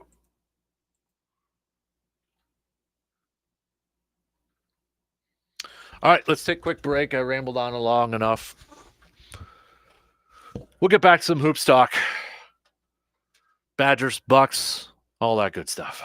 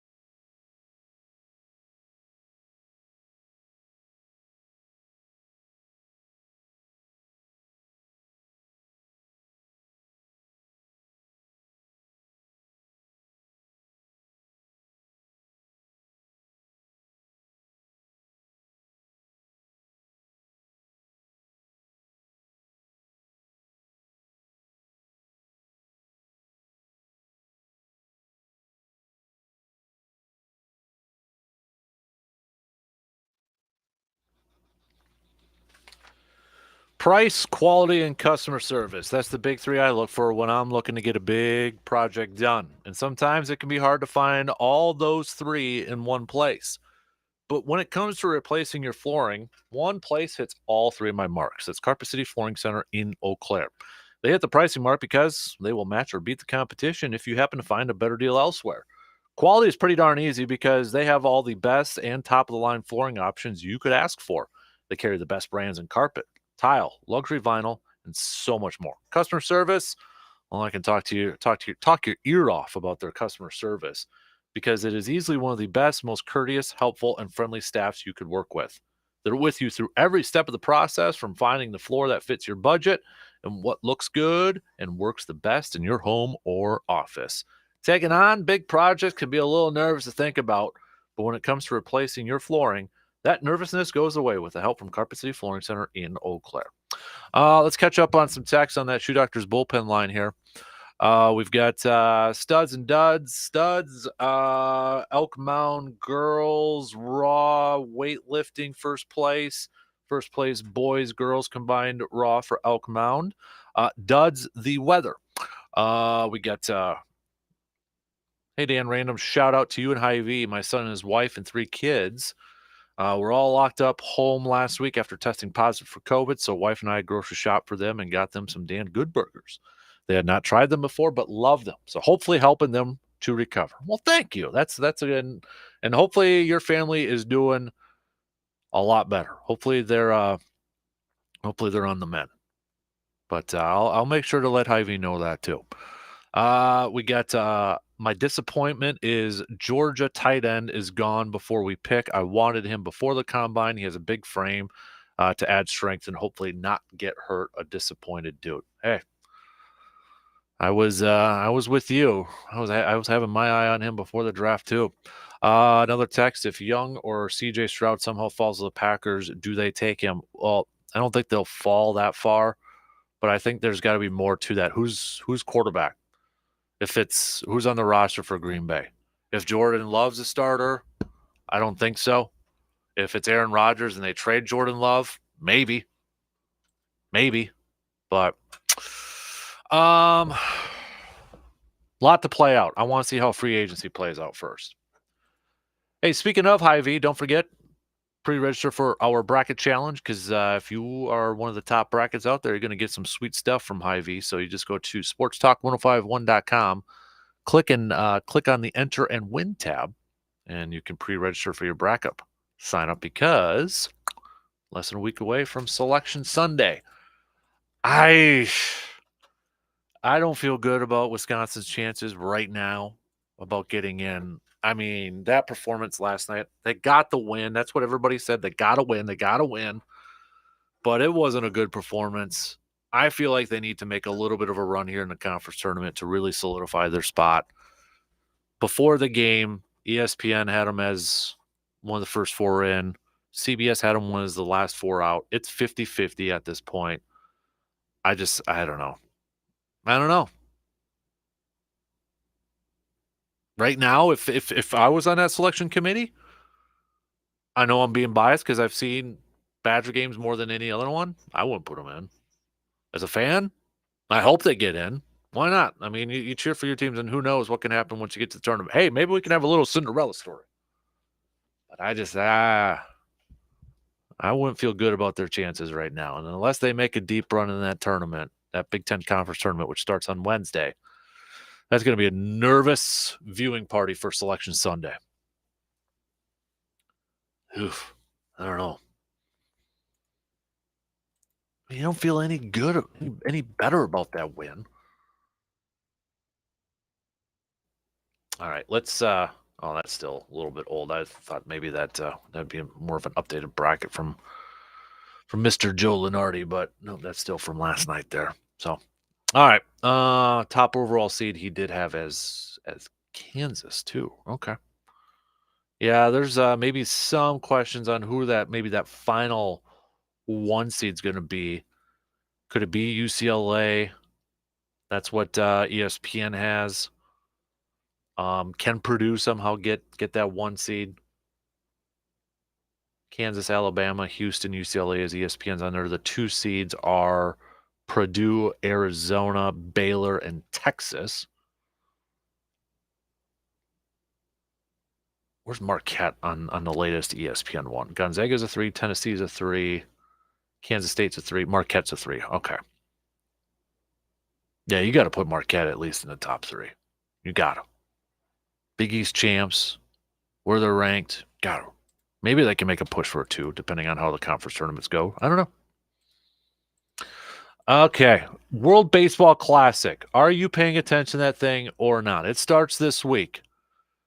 Just kind of going through all the answers to that and kind of coming up with one general conclusion. The majority say, I'm not going to pay attention to it, but I don't have a problem with it. That's kind of the majority. And I guess I should have asked with it too, like, are you not paying attention to it because it's just something that doesn't pique your interest, or something like what Justice said? There's just a lot going on right now, or will be going on. I know it starts this week, but you still got spring training for your favorite teams going on. You've got March Madness tipping off, next week. Conference tournaments going on this week. Opening day, baseball classic will be over before that, but still. NFL, if you're all about football, this week and next week are going to be big ones. Maybe more locally, state-wise. You're waiting to see what Aaron's going to decide. This is probably going to be decision week, and I say probably cautiously because it is Aaron, and I guess learn to expect the unexpected when it comes to him. So, but if we look at last year was March 8th. Well, that's a couple days from now. That's Wednesday. And I haven't seen his buddy Pat McAfee tweet anything whether Aaron's going to be on tomorrow or not. We might not know till tomorrow either, but I feel like that's going to be the guy that breaks it, right? Like last year, that's going to be the dude that's going to break it. Like Aaron's going to feed it to McAfee. I almost feel like it might go this way. If he's coming back to Green Bay, I feel like he'll feed it to McAfee. If it comes out that, or if he's retiring, he's going to feed it to McAfee. Or maybe he'll do it himself. I don't know. I didn't think of that one. But if it's going to be a situation where he's going to be traded, I don't know if he'll necessarily feed that to McAfee, because I just don't know if that one. I don't know if he would do that. But if it's like retiring or coming back to Green Bay, I think he'll feed it to him. If it's going to be a situation where he's going to be traded, I don't know. I don't think he would feed that one to McAfee, because I think there's so many different layers to that. Here's Jeremy Fowler, by the way, earlier this morning, because the whole thing we're just talking about Jets with Rodgers, but there's news out there, there's reports out there that Derek Carr is leaning towards signing with the Jets. So what does that all mean? This was for Jeremy Fowler.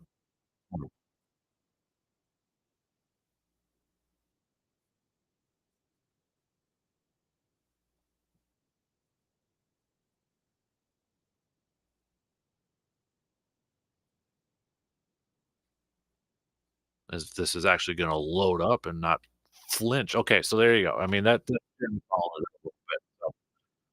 So that audio on my computer's not working that great as this morning. So I mean, what if the Jets today announce they've come to an agreement with Derek Carr? Then what? I know Aaron doesn't have a no trade clause in there, but he can easily sway the decision and be like, "Nah, I'm just gonna retire instead of show up to that team."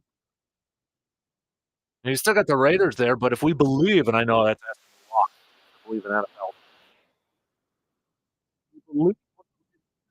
they're not in on Aaron Rodgers. They don't wanna give up assets. They got too many holes, they said. They gotta fill it in. So they can't give up a lot of assets.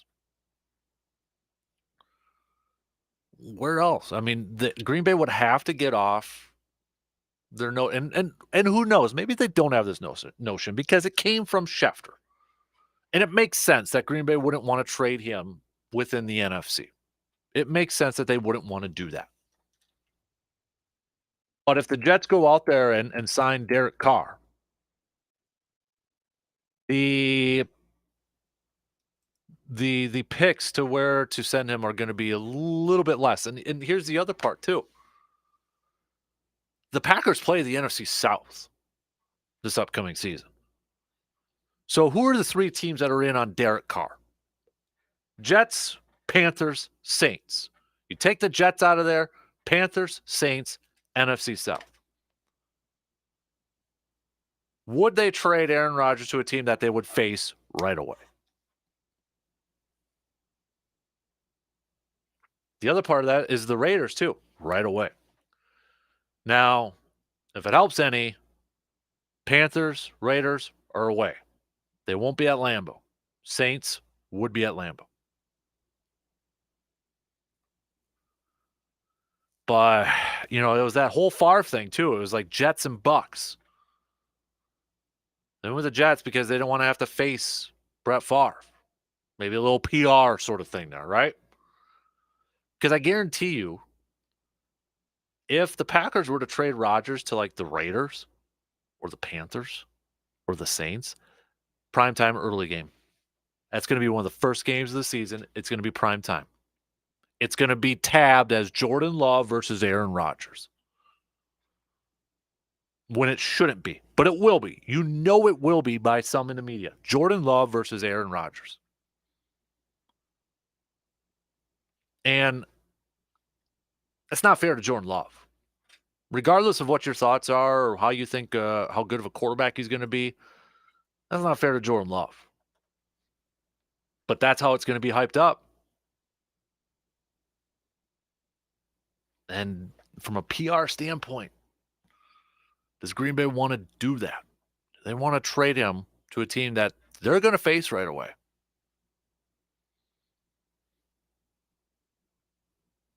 Because are they going to trade him to Tennessee anymore? I don't think so.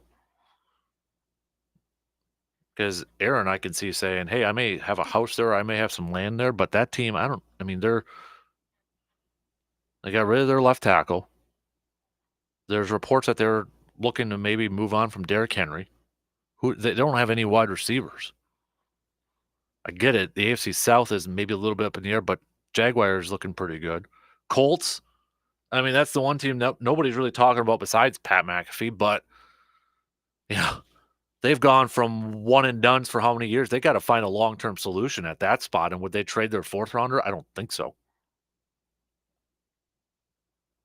I really don't know. Miami, maybe. New England, maybe. Oh, weird. Final break, and then we'll just have a couple minutes to close up shop here this morning. But where are you on the dial for decision week? What do you think is going to happen this week? Retire, stay, or go?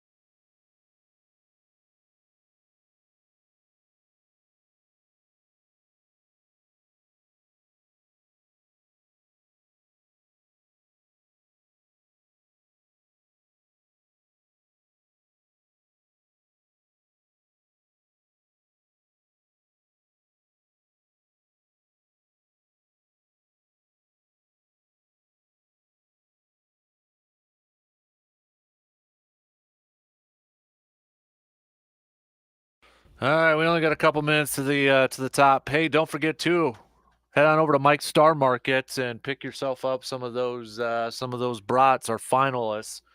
And once you do, and once you taste test them, head to sportstalk1051.com and vote on your favorite to decide which new brat is going to be our new brat. Plus, you got the snack sticks over there too, the pizza and the Parmesan garlic ones. So again, Mike's Star Market, west side of Eau Claire, and don't forget the purchases of brats and that's going to go help Backyard Dreams. We got a lot of stuff planned for Backyard Dreams this year, so hopefully we can help out a lot of people in our community.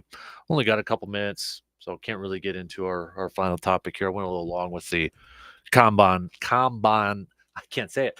Combine hype. Wow, why is that a tongue twister? So tomorrow we will do a little what grinds my gears, grind my gears Tuesday. We'll do a little press pass as well. Pop quiz Tuesday. We will catch up with our friends from the Steel as their regular season is starting to wrap up here. Could a postseason trip be on the way? So we'll catch up with them. We'll talk more Badgers with RJ Cardinal around 8:30 tomorrow. Obviously, with the hoops team, their chances of getting in and such. Big Ten Conference tournaments, all that fun stuff. Hockey with him.